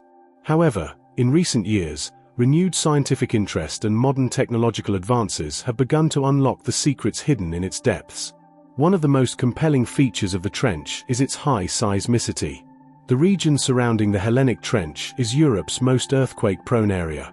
Some of the strongest earthquakes ever recorded in the Mediterranean have originated here. The 365 CE Crete earthquake, believed to have exceeded magnitude 8.0, generated a tsunami that devastated coastlines as far as Alexandria in Egypt, where ancient historians recorded ships being thrown inland and entire port cities swallowed by the sea. More recently, in 1953, a magnitude 7.2 earthquake near Kefalonia devastated the Ionian Islands, leveling villages and leaving thousands homeless. The potential for megathrust earthquakes, similar to those in Japan or Sumatra, is a sobering reality for modern Greece and surrounding nations. Seismologists warn that the Hellenic Subduction Zone is capable of producing future catastrophic events, including tsunamis that could impact much of the eastern Mediterranean basin, from Italy to Turkey to North Africa. Beyond geology, the Hellenic Trench also hosts a remarkable, though still mysterious, deep-sea ecosystem. The Mediterranean, being almost completely enclosed and connected to the Atlantic Ocean by the narrow Strait of Gibraltar, has its own unique hydrological properties. It is warmer, saltier, and subject to less organic input from surface waters compared to open oceans. As a result, deep life here has evolved under very different conditions than in the Pacific or Atlantic trenches. Recent explorations using ROVs, remotely operated vehicles, and deep-sea landers have revealed communities of bioluminescent organisms, giant isopods, and rare cephalopods dwelling near the seafloor. Scavengers like deep-sea grenadiers and hagfish feed off the marine snow that falls slowly from the surface, while microbial mats flourish near cold seeps, areas where hydrocarbons or methane-rich fluids escape from the seabed. These cold seeps support unique chemosynthetic communities, similar in structure but not species to those found near hydrothermal vents elsewhere in the world. One of the most enigmatic and fragile species residing here is the sperm whale, Physeter macrocephalus. The Hellenic Trench is a critical habitat for these elusive giants, who dive deep into the trench to feed on squid and other prey. It is one of the few known sperm whale feeding grounds in the Mediterranean, and thus of immense conservation importance. Tragically, these whales are increasingly threatened by underwater noise pollution, ship strikes, and plastic ingestion, a haunting reminder that even this deep corner of the Earth is not immune to surface world impacts. In recent years, environmental groups and marine scientists have lobbied for the trench's protection, arguing for Marine Protected Area (MPA) status to preserve its fragile ecosystems and unique geological features. Satellite data and deep-sea mapping have greatly improved understanding of the trench's contours, fault lines, and sediment deposits, helping to inform both conservation and hazard mitigation strategies.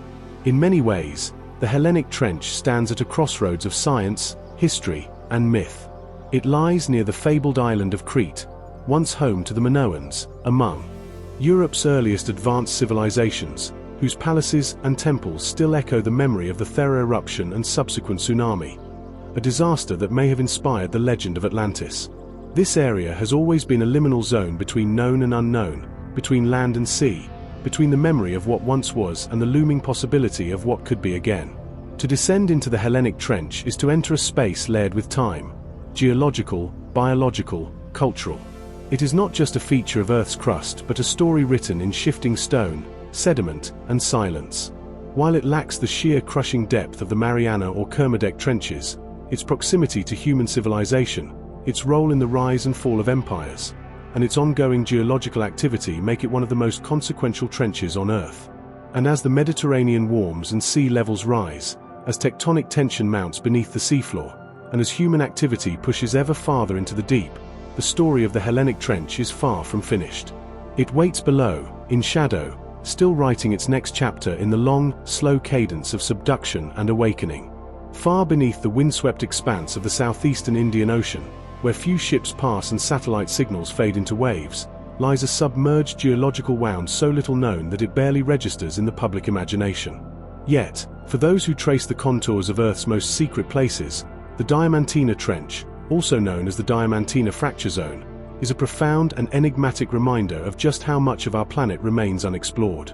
Located roughly southwest of Perth, Australia, this trench plunges to depths of around 8,047 meters, 26,401 feet, making it one of the deepest points in the Indian Ocean and one of the most overlooked. Unlike the high-profile trenches that mark active subduction zones, where oceanic plates dive beneath continental ones, the Diamantina Trench exists in a more complex tectonic neighborhood.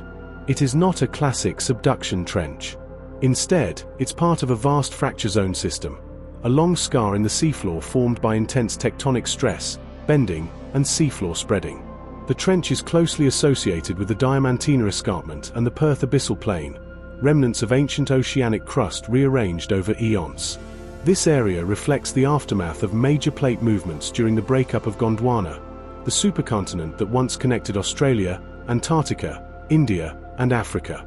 The Diamantina Fracture Zone was first detected during mid-20th century sonar mapping, when echoes returned from below revealed a series of elongated, steep-sided valleys, fractured ridges, and canyon-like depressions. At the trench's deepest point, often referred to as the Diamantina Deep, the seafloor plummets dramatically, shaped by the ancient pull-apart of tectonic blocks and immense vertical displacements along fault lines. In many ways, this trench offers scientists a rare window into paleo-oceanic crust and ancient plate boundary behaviors that differ fundamentally from modern subduction zones. Despite its depth and complexity, very few expeditions have explored the Diamantina Trench in detail. Its remoteness, far from major shipping lanes, and in a part of the Indian Ocean rarely crossed even by research vessels, makes it a logistically challenging destination. The trench lies in waters frequently battered by the roaring 40s, powerful westerly winds that sweep across the Southern Ocean, creating high seas and treacherous conditions.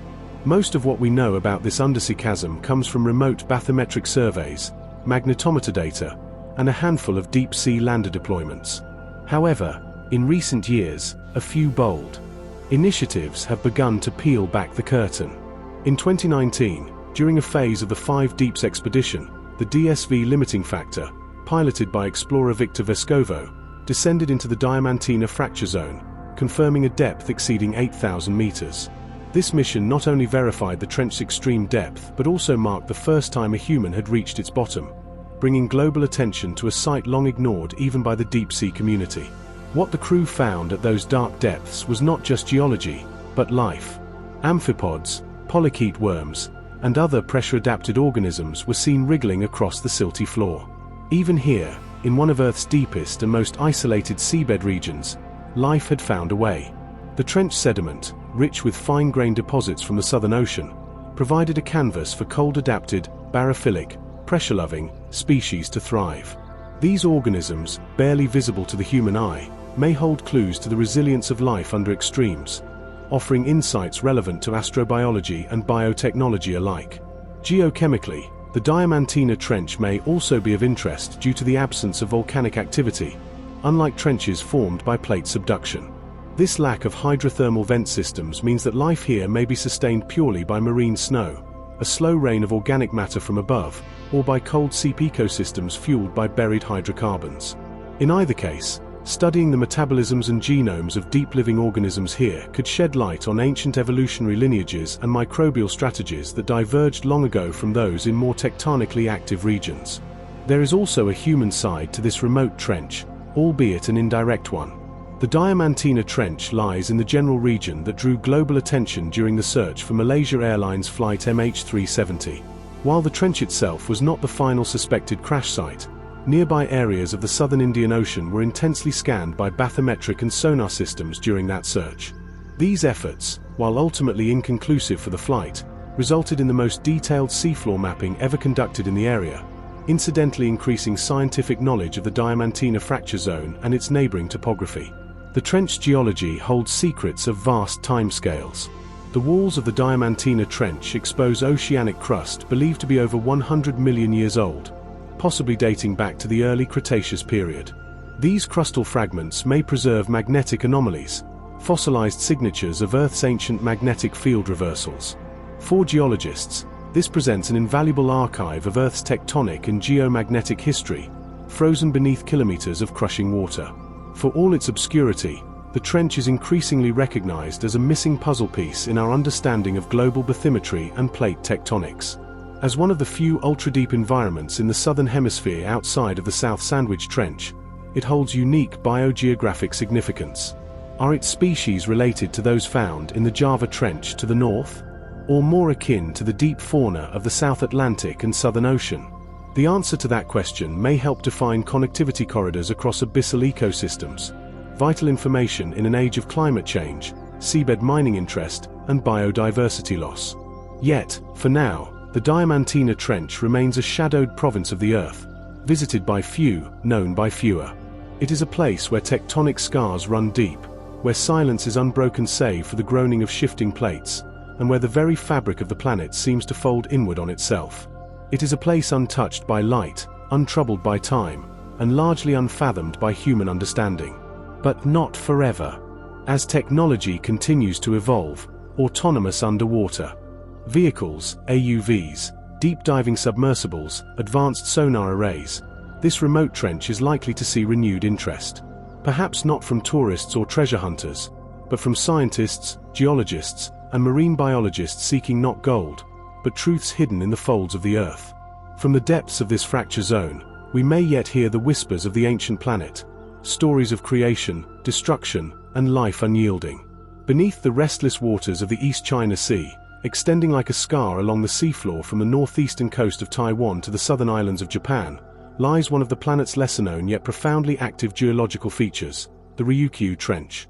Stretching for over 1,200 kilometers, approximately 750 miles, This trench forms a sweeping arc along the boundary where the Philippine Sea Plate subducts beneath the Eurasian Plate, carving a deep, silent rift in the ocean floor.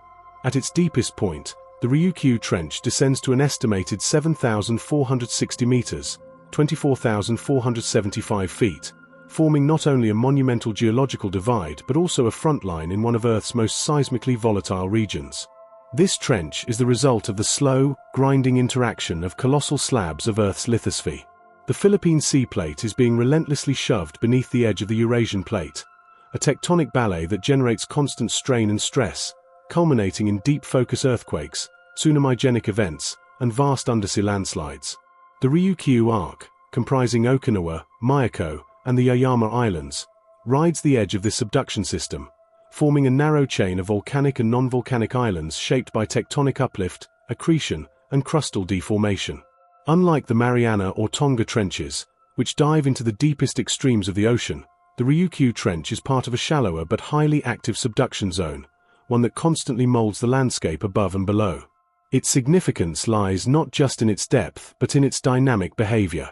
Over the past several centuries, this trench system has been the source of numerous massive earthquakes, many of them followed by tsunamis that devastated coastal populations. The 1771 Great Yaeyama Tsunami, generated by an undersea earthquake or landslide along the trench, killed over 13,000 people and produced waves estimated at 30 meters high. It remains one of the deadliest tsunamis in Japanese history, a testament to the silent power of the Ryukyu Trench. What makes the trench particularly fascinating to geologists and seismologists is its segmented nature. Different sections of the trench behave differently. Some accumulate stress quietly over decades, while others may slip more frequently or experience slow slip events, a type of earthquake that unfolds over days or weeks rather than seconds. These silent quakes are nearly imperceptible but may play a crucial role in how the subduction system releases energy. Monitoring these subtle motions is vital for improving tsunami warning systems, especially in heavily populated coastal regions like Okinawa and southern Kyushu. Another defining feature of the Ryukyu Trench system is its submarine landslides, many of which are colossal in scale. These landslides are often triggered by seismic activity and can displace millions of tons of sediment in a single movement. Such landslides not only sculpt the trench's flanks and contribute to its evolving structure but also act as a secondary mechanism for tsunami generation, posing significant hazards to coastal regions already at risk from direct tectonic uplift and subsidence. Beneath the trench's crushing depths, life persists in extreme conditions. Deep-sea landers and remotely operated vehicles have revealed austere but thriving benthic communities, including amphipods, sea cucumbers, and deep-sea eels adapted to the dark, high-pressure environment. Chemosynthetic bacteria, capable of metabolizing methane and sulfide compounds, form the base of food webs near cold seeps and mud volcanoes found along the Ryukyu subduction front. These seeps, like hydrothermal vents in other trenches, provide nutrients for deep-sea organisms that have evolved far from the reach of sunlight. Of increasing interest is the Ryukyu Trench's role in sediment subduction. As sediment-rich waters from Asian river systems, like the Yangtze and Minot, wash out to sea, they deposit fine layers of organic-rich material along the East China Sea's continental shelf. Over time, these sediments are scraped off, folded, or carried down into the subduction zone. The biogeochemical transformation of these materials, as they are pressed deeper into the mantle, is an active area of research, with implications for the global carbon cycle and long-term climate stability. The region's relative accessibility, compared to trenches in the remote Pacific, has made it a prime candidate for seafloor observatories. The dense ocean floor network system for earthquakes and tsunamis, DONET, and other Japanese initiatives have installed undersea cables, seismometers, and pressure sensors along portions of the Ryukyu subduction zone. These instruments are designed to detect early warning signs of seismic activity and deliver real-time data to surface command centers. In a region where seconds can mean the difference between life and death, these technologies are more than tools, they are safeguards for millions. The Ryukyu Trench also offers researchers a remarkable opportunity to study transitional tectonics, the shift from oceanic subduction zones, like the Mariana, to more complex interactions between oceanic and continental crusts. As one moves northward along the trench, the nature of the subduction changes, giving rise to back-arc basins, volcanic islands, and even microplates that fragment and rotate in response to the regional stress fields. Understanding these variations helps clarify the tectonic evolution not just of Japan, but of the entire Pacific margin. Culturally, the trench has a more symbolic presence. Many coastal communities along the Ryukyu Islands and Okinawa have ancient stories of waves that ate the land, often interpreted as oral histories of tsunami events. These legends, passed down through generations, serve as both folklore and disaster memory, forming part of Japan's uniquely respectful relationship with its natural hazards. The Ryukyu Trench may not be visible from land, but its presence is deeply felt in the rhythms of local life, in the construction of homes on stilts, the placement of shrines on high ground, and the yearly tsunami evacuation drills practiced in elementary schools. Yet, for all its violence, the Ryukyu Trench is not just a threat, it is a window. A window into Earth's internal machinery, into how continents collide, how islands rise, and how ecosystems evolve in the most austere environments imaginable. It is a realm shaped by slow violence, by millennia of grinding rock and surging tides, by shifts too vast for the human eye but not too deep for human curiosity. And so it continues, this long, silent canyon beneath the sea. Its walls shift imperceptibly, its floor teems with life unknown to science, its edges ripple with tremors that will one day be felt far above. The Ryukyu Trench is both danger and wonder, a subterranean borderland where the known world ends and the unknowable begins. Beneath the sweltering tropical sun of the South Pacific, where the Solomon Sea merges with the Coral Sea, lies a brooding scar upon the ocean floor, a deep and volatile geological frontier known as the Solomon Trench. Spanning more than 1,000 kilometers in length, this undersea trench is a silent witness to the relentless forces that shape Earth's lithosphere. Plunging to depths of around 7,500 meters, 24,606 feet, the Solomon Trench is a place where crustal plates collide, fracture, and dive into the abyss, generating not only one of the most tectonically complex subduction zones on the planet, but also a region infamous for its immense seismic energy and frequent tectonic upheaval. Located to the east of Papua New Guinea and running parallel to the Solomon Islands, this trench marks the boundary where the Solomon Sea Plate and parts of the Woodlark and Australian plates are being thrust beneath the Pacific Plate. Unlike the more straightforward subduction scenarios of trenches like the Mariana or Kermadec, the Solomon Trench is a chaotic mosaic of converging microplates and shifting boundaries, resulting in some of the most intricate and intense tectonic dynamics observed anywhere in the world. It is not a simple one-way descent into the mantle. It is a turbulent, multidirectional crush of geologic power. This complexity is manifest in the high frequency of earthquakes and tsunamis that have plagued the region for centuries. The islands surrounding the trench, Choiseul, Guadalcanal, Bougainville, and others, sit directly atop this seismic powder keg. Earthquakes greater than magnitude 7 are a common occurrence, and several have exceeded magnitude 8 in recent history. The 2007 Solomon Islands earthquake, a magnitude 8.1 megathrust event, triggered a devastating tsunami that struck the western Solomon Islands with waves up to 10 meters high. Over 50 lives were lost, and entire villages were swept away in moments, the ocean reclaiming what had stood undisturbed for generations. But such events are only the most visible expressions of a deeper, more relentless tectonic process. The Solomon Trench is a region of active accretion, where layers of oceanic sediment and crust are scraped from the descending plates and piled up to form the Forearc region, a complex zone of folding, faulting, and undersea mountain building. This deformational activity contributes to the rising topography of the Solomon Islands themselves, which are essentially tectonic scars lifted into the tropical sky. Seismic surveys and deep-sea exploration efforts have revealed that the geometry of the trench itself is highly variable. In some places, the trench reaches narrow, nearly vertical walls that descend abruptly into darkness. In other areas, the trench broadens and curves, its floor blanketed with thick layers of turbidite sediments, ancient underwater avalanches composed of clay, silt, and broken fragments of rock. These deposits record a history of past earthquakes, providing clues to the trench seismic behavior over thousands of years. The sediment load and water chemistry of the trench have created a unique deep-sea environment, one that remains only partially explored. As in other oceanic trenches, life persists even in this deep, dark, high-pressure domain. Microscopic organisms feed off nutrients that drift from the sunlit waters above or derive energy through chemosynthesis at cold seeps, locations along the trench where methane and other hydrocarbons bubble from the seafloor. Small crustaceans, blind eels, and gelatinous deep-sea invertebrates have been observed in trench surveys, their fragile bodies adapted to withstand the immense pressures of life 7 kilometers beneath the surface.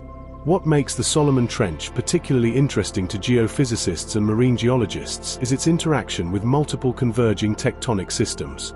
Not only is the trench part of the general Pacific Ring of Fire, but it also forms a connective node between the New Britain Trench to the west and the Vichaz Trench to the northwest, creating a triple junction of seismic and volcanic activity.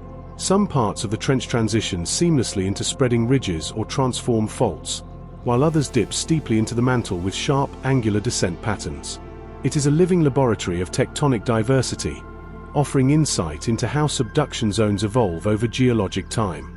Volcanism is an ever-present feature of the trench system's surrounding region. Many of the Solomon Islands are volcanic in origin, and several volcanoes remain active to this day. Subduction at the trench fuels magma generation beneath the island arc, forming andesitic volcanoes that erupt periodically, reshaping the landscape and contributing to the archipelago's dramatic topography.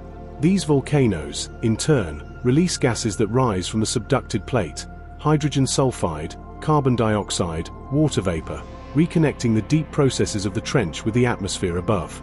Culturally, the people of the Solomon Islands have lived with the trench's destructive potential for generations. Ancient oral traditions speak of giant waves and shaking lands, tales passed down as warnings and memories of ancestral cataclysms. In modern times, scientists and disaster preparedness agencies work to interpret these traditions alongside GPS measurements, seismic data, and tsunami modeling to better understand and predict future risks.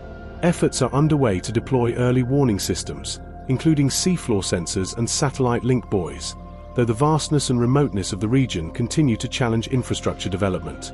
Despite its seismic ferocity and biological mystery, the Solomon Trench remains underexplored compared to better-known trenches like the Mariana or Japan Trench. Its remote location, turbulent waters, and the relative scarcity of deep-sea expeditions in this region have left vast stretches of the trench unmapped and its ecosystems largely undocumented. This lack of visibility contrasts starkly with its significance. The trench is a major driver of regional geodynamics, a crucial factor in tsunami generation, and a potential reservoir of undiscovered biological and mineral resources. Indeed, in recent years, the Solomon Trench has attracted interest not just from scientists, but also from those studying deep-sea mining, owing to the potential presence of polymetallic nodules and hydrothermal deposits. These formations, rich in rare earth metals, manganese, and cobalt, lie within or adjacent to trench zones, making them targets for future extraction. Though such activities carry serious environmental concerns and the risk of disrupting fragile trench ecosystems that have taken millennia to evolve. In the end, the Solomon Trench is more than a geological feature. It is a churning engine beneath the sea, a place where the earth reshapes itself ceaselessly and where the forces that create islands, drive earthquakes, and summon tsunamis lie in perpetual motion. It is both a hazard and a marvel, a frontier of science and a reminder of the planet's deep, unseen powers. Every tremor in its depths is a message from the Earth's restless heart, and every plunge into its darkness brings us one step closer to understanding the immense and intricate mechanisms that sculpt our world. To the east of New Zealand's North Island, where the Pacific Ocean stretches out in roiling blue layers and the ocean floor begins to steeply descend, lies a trench that, despite its relatively modest depth compared to its abyssal cousins, carries monumental geological and societal weight: the Hikurangi Trench. With depths ranging between 3,000 to 5,000 meters, 9,800 to 16,400 feet, the Hikurangi may not pierce the Earth's crust like the Mariana or Tonga trenches, but its position, activity, and accessibility make it one of the most closely studied subduction zones in the world, and a key player in understanding how future tsunamis and earthquakes might unfold in the southwestern Pacific.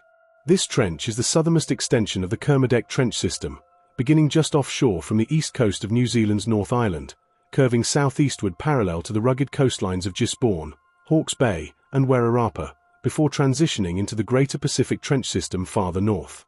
At its heart, the Pacific Plate is diving beneath the Australian Plate, making the Hikurangi subduction zone a direct continuation of the tectonic action that also fuels the powerful earthquakes and deep-sea volcanoes of the Kermadec and Tonga trenches. But here, the plates are behaving in unique and especially enigmatic ways. Unlike many subduction zones which plunge quickly and steeply into the deep ocean, the Hikurangi Trench is relatively shallow and lies exceptionally close to the coast. In some areas, The trench axis is just 30 kilometers offshore, meaning the tectonic engine of the trench sits almost directly beneath coastal populations.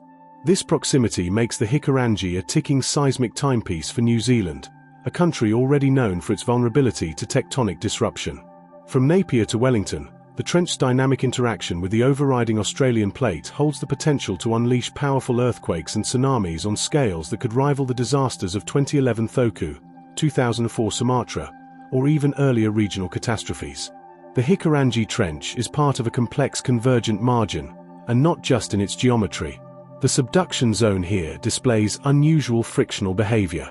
Some areas experience slow slip events, a type of silent earthquake where tectonic plates grind past each other over days or weeks without the violent shaking of a traditional quake.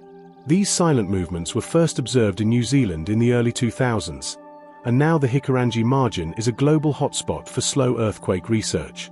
These events are deeply significant because they can redistribute stress along fault lines, potentially triggering or delaying larger quakes. They may be precursors or warnings. Seismic and geodetic monitoring of the trench has revealed that these slow slip events often occur deep beneath the seafloor, but sometimes reach up toward the shallower parts of the plate interface.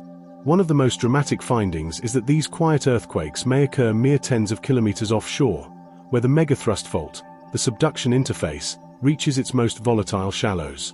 In this zone, the conditions are ripe for large rupture, built-up stress, tectonic compression, and fluid-rich sediments lubricating the fault. The concern among geologists is that these shallower areas of the Hikurangi interface are capable of generating megathrust earthquakes. Such an event would not only cause catastrophic ground shaking across New Zealand's North Island, but also potentially displace vast volumes of water, triggering a tsunami within minutes of the rupture. Because the trench lies so close to population centers, there would be little to no warning for many coastal communities. Historical records and Maori oral traditions speak of massive waves sweeping inland in centuries past, possibly ancient memories of such ruptures. To better understand and prepare for this threat, scientists have mounted some of the most advanced and sustained marine research campaigns in the Southern Hemisphere. Projects such as Hobbits, Hikurangi Ocean Bottom Investigation of Tremor and Slow Slip, and the International Ocean Discovery Program, IODP, have deployed networks of ocean bottom seismometers and GPS instruments directly along the trench floor and slope. These devices are monitoring stress accumulation, fluid migration, plate movement, and seismic activity in real time. Boreholes drilled into the trench sediments reveal a thick, water-saturated, clay-rich composition, conditions that may enhance slow slip in some regions, but in others, could lock the fault until it gives way in a massive, sudden rupture. In addition to its tectonic intrigue, the Hikurangi Trench plays host to a variety of deep-sea ecosystems, shaped by cold water currents, nutrient upwellings, and complex seafloor topography. The nearby Chatham Rise and Hikurangi Plateau feed cold nutrient-rich waters into the trench, supporting a rich array of benthic life, including corals, sponges, and deep-water fish like orange ruffy and hoki. These ecosystems exist in delicate balance, often shielded from human interference by the remoteness and depth of the trench environment, but they are increasingly under threat. Commercial interests, particularly deep-sea fishing and proposed seabed mining, pose ecological challenges for the trench and its surrounding regions.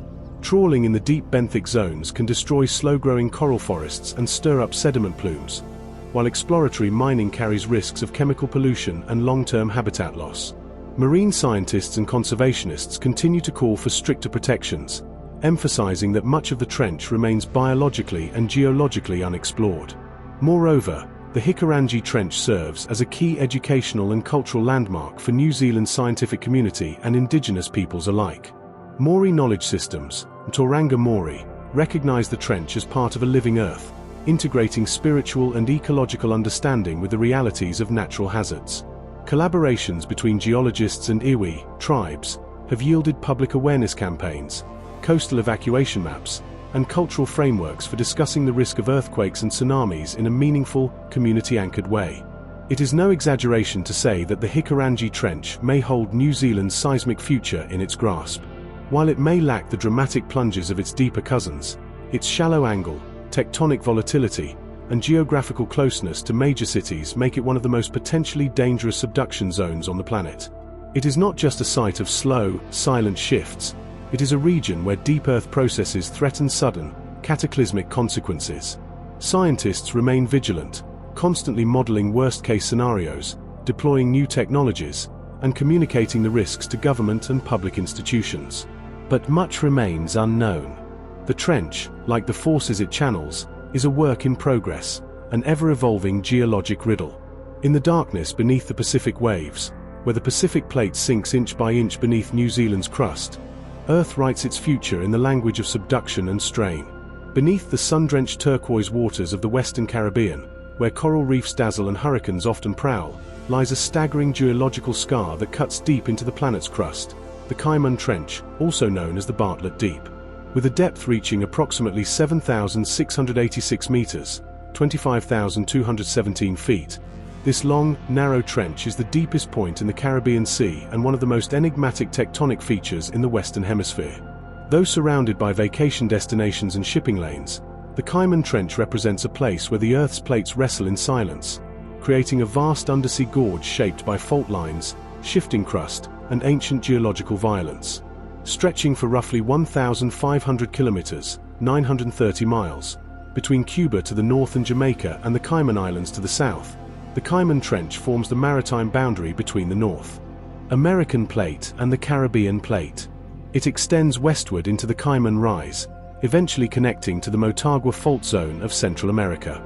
Unlike classic subduction trenches formed where one tectonic plate dives beneath another, such as the Mariana or Peruccioli trenches, the Diamantina Trench is part of a transformed fault system, where two tectonic plates slide past each other horizontally. This tectonic architecture makes it not only deep but seismically active, prone to massive earthquakes, and potentially capable of generating tsunamis. At the heart of this system is the Cayman Trough, a complex transformed fault and pull-apart basin formed by the motion between the plates.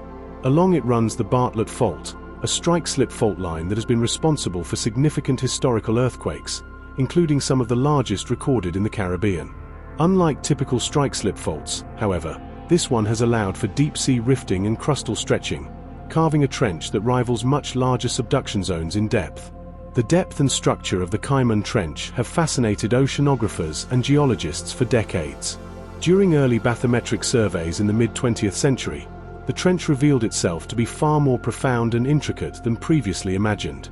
Modern multi-beam sonar mapping and seismic imaging have since uncovered vast vertical walls, sedimentary fans, and fault zones reaching kilometers deep, as well as steep escarpments and possible hydrothermal activity along its spreading centers. These findings suggest that the trench is not only tectonically active, but also geochemically dynamic. Perhaps most astonishingly, the Diamantina Trench is home to one of the deepest known hydrothermal vent systems in the world. The Von Dam and Beebe vent fields, located in the mid-Cayman Rise, a segment of seafloor spreading that runs through the trench. Discovered by deep-sea robotic expeditions, these vent fields are found at depths over 5,000 meters, and they have completely reshaped scientific understanding of biological life in extreme environments. At these crushing depths, where sunlight never penetrates and pressure exceeds 500 times that at sea level, mineral-rich fluids erupt from the Earth's crust, creating towering vent chimneys and oases of life fueled not by photosynthesis but by chemosynthesis. Microorganisms, particularly methanotrophs and sulfur oxidizing bacteria, form the base of a food web that includes bizarre and rarely observed species such as vent shrimp, giant tube worms, and strange polychaete worms. These organisms have evolved to survive in an environment utterly alien to surface life, drawing chemical energy from the Earth itself. The discovery of these hydrothermal systems in the Diamantina Trench has profound implications, not only for biology but also for astrobiology. If life can thrive in such dark, high-pressure, high-temperature conditions on Earth, it raises tantalizing possibilities for life in similar environments on icy moons like Europa and Enceladus, where subsurface oceans and hydrothermal activity may also exist. Despite its immense scientific value, the Diamantina Trench remains poorly explored compared to its Pacific counterparts.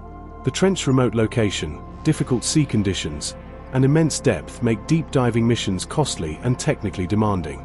Only a handful of deep submergence vehicles, such as WHOI's Alvin or NOAA's Deep Discoverer, have made exploratory forays into its dark interior. Even satellite-derived ocean floor maps show gaps and inconsistencies, meaning that the full bathymetric and geological complexity of the trench is still being revealed. Seismically, the region is anything but dormant.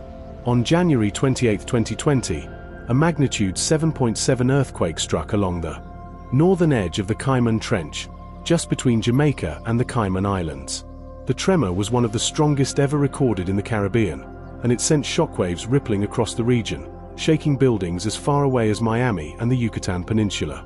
It also triggered reports of small tsunami-like waves and ground ruptures across the Cayman Islands. While damage was limited, the quake served as a stark reminder of the trench's ongoing tectonic threat. The geological forces that shape the Diamantina Trench continue today in slow, grinding movement, just a few centimeters per year. But over millennia, this relentless tectonic drift has built one of the planet's great undersea canyons. The trench plays a key role in Caribbean plate dynamics, helping to accommodate the complex shearing and rotation of crustal blocks that affect much of the northern Caribbean arc. It's also closely tied to the uplift of mountains in Cuba and Hispaniola and the folding of nearby basins. Its location between heavily populated islands adds an additional layer of risk and urgency to understanding it. For the Cayman Islands, Jamaica, and parts of Cuba, the trench represents a looming source of earthquake and tsunami risk. Governments and research institutions have begun to take this more seriously, with seismic monitoring stations, tsunami early warning programs, and educational outreach efforts designed to help vulnerable communities prepare for a potential offshore disaster. But even with preparation, the unpredictable nature of strike-slip faults and sudden deep-sea earthquakes makes full forecasting elusive. As the trench continues to stretch and shift below, it remains a place of extraordinary tension and mystery, a rift where Earth's crust is torn and reshaped in silence, and where life endures against all odds. In many ways, the Diamantina Trench is the Caribbean's hidden frontier, at once a threat, a wonder, and a scientific treasure chest waiting to be opened further.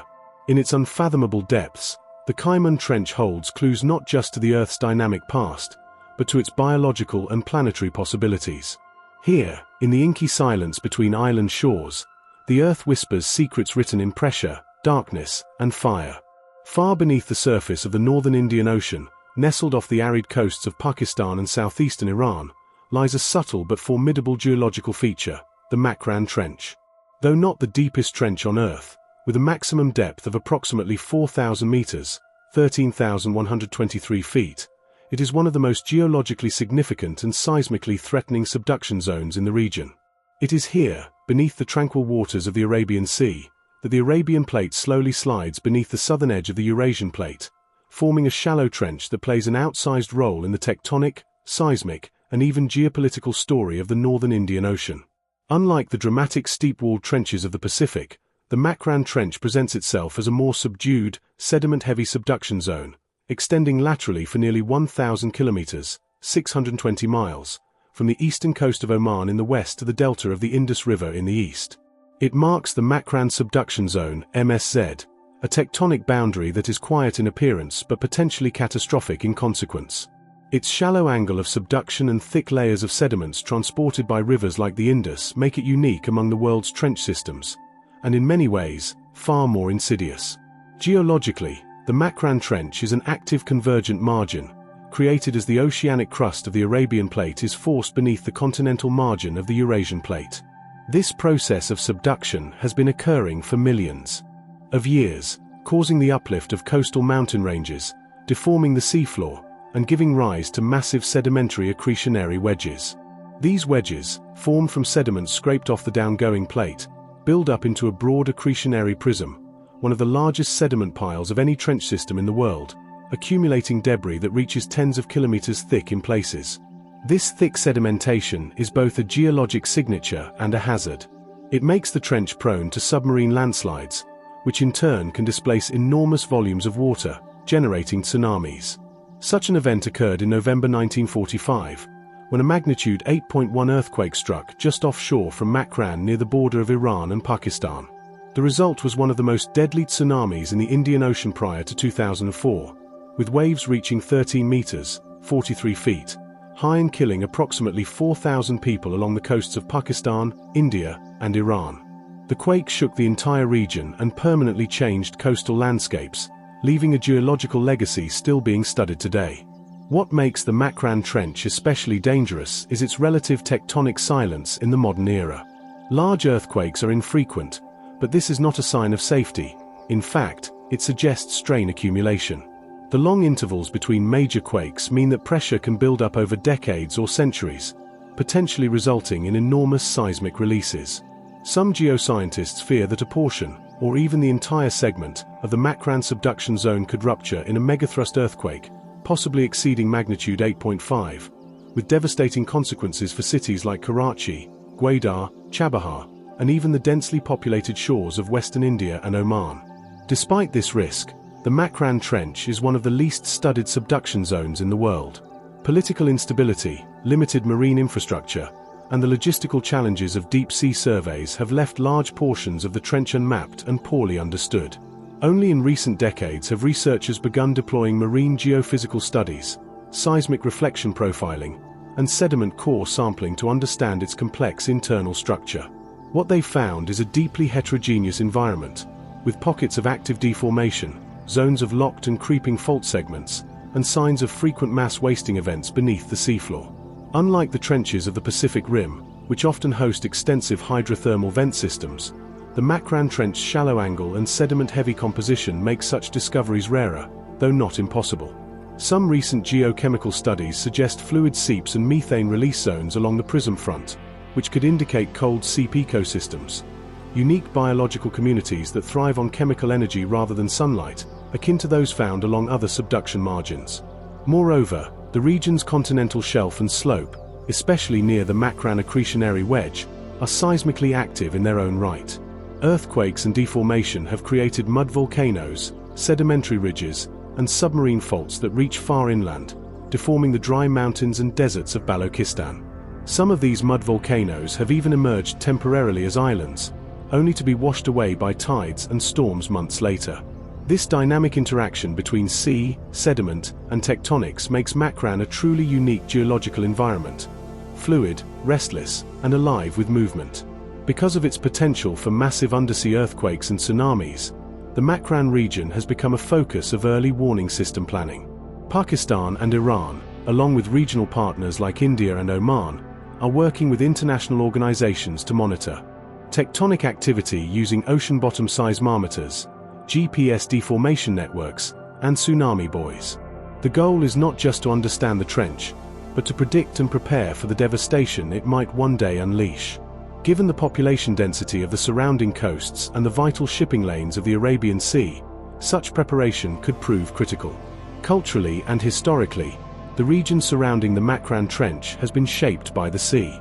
Ancient ports like Gwadar and Ormara have served as crossroads of maritime trade between the Arabian Peninsula, South Asia, and the Horn of Africa for millennia. The trench itself may be unseen, but it influences the climate, currents, and fishery patterns that shape coastal livelihoods. The tectonic forces beneath also help form coastal deltas, alter sediment delivery to shorelines, and, over geological time, reshape the very configuration of coasts and islands. In essence, the Mariana Trench is a quiet monster, a geological titan sleeping beneath the Arabian Sea. Its lack of dramatic topography belies its power, and its remoteness from the public consciousness makes it all the more dangerous. It is a region where the Earth's crust collides, slips, and stores energy that, sooner or later, will be released.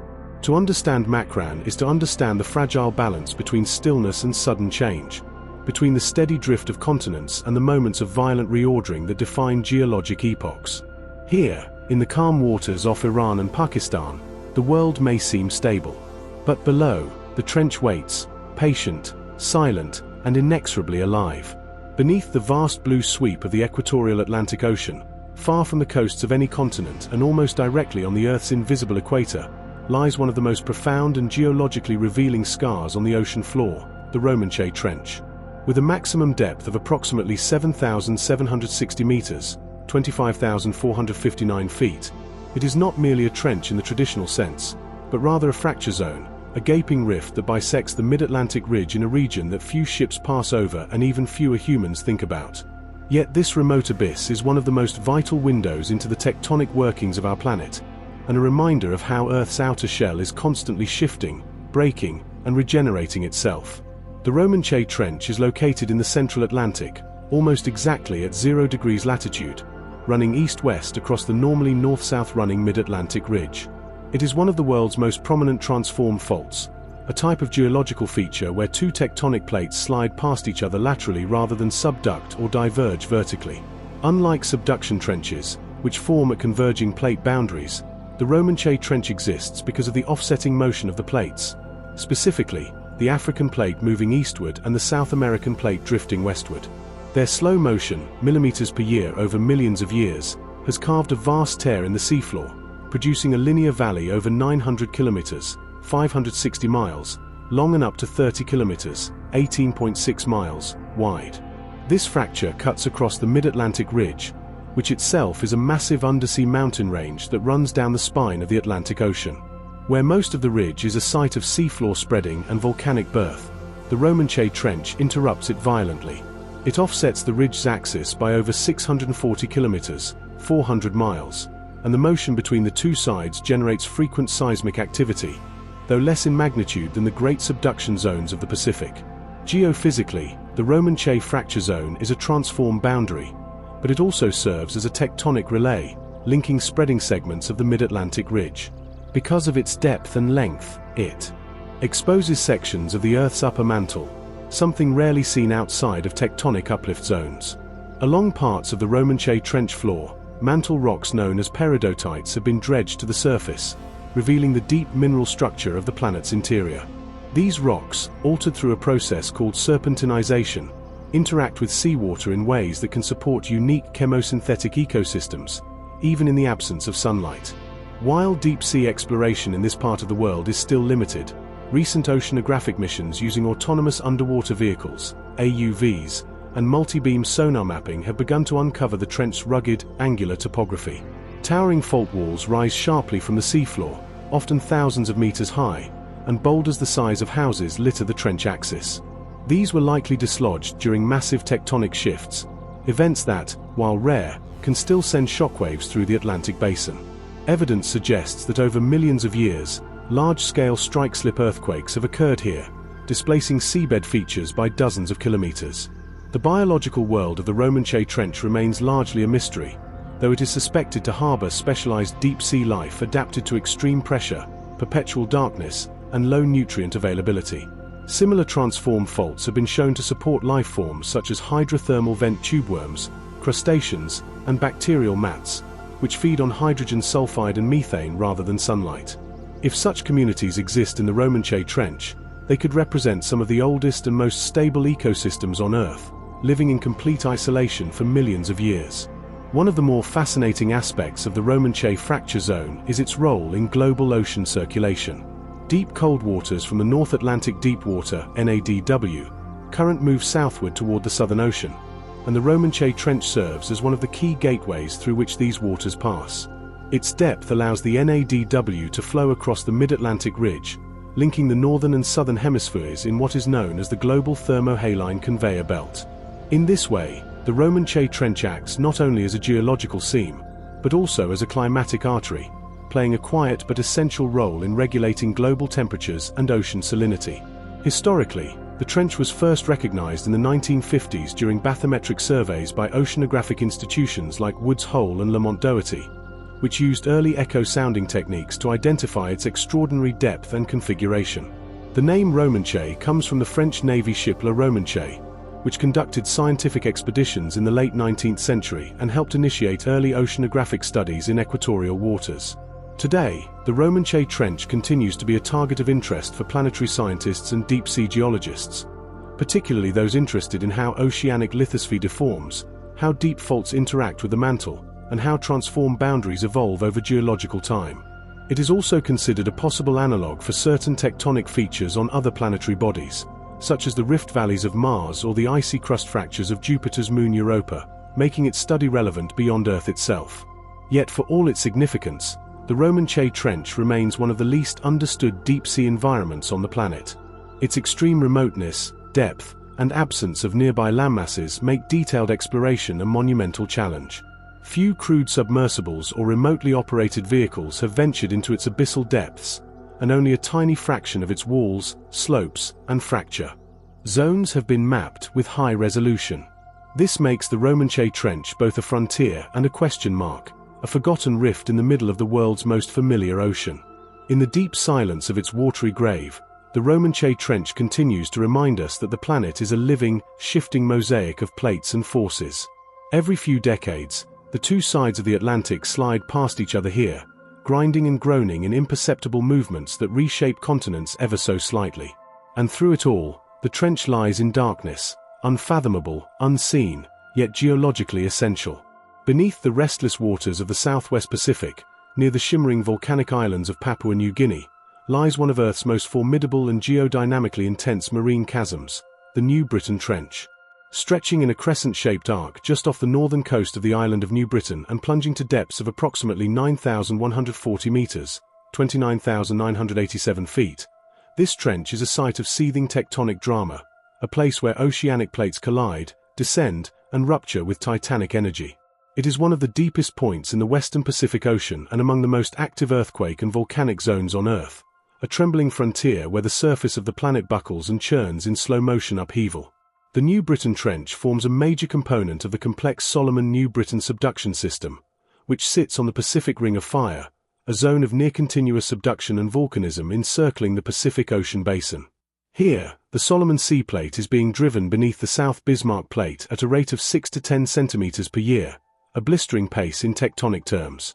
As the colder, denser Solomon Sea Plate plunges beneath its neighbor, it dives into the Earth's mantle, generating enormous pressure and temperature shifts that fracture the crust, melt rock, and fuel chains of volcanoes and powerful seismic events. Seismicity is relentless in this region. The trench has been the source of numerous megathrust earthquakes, often exceeding magnitude 7.0 and even crossing into the catastrophic 8.0 plus range. Some of these quakes occur at shallow depths, causing tsunamis that batter the surrounding coasts with little warning, while others rupture deeper into the subducting slab. The geologic structures beneath the New Britain Trench include an accretionary wedge, a four-arc basin, and deep crustal faults, all of which act as foci for strain accumulation and sudden release. The trench itself, dark and remote, has long eluded detailed exploration, but recent expeditions using deep-sea remotely operated vehicles, ROVs, and autonomous underwater mapping systems have begun to peel back the veil.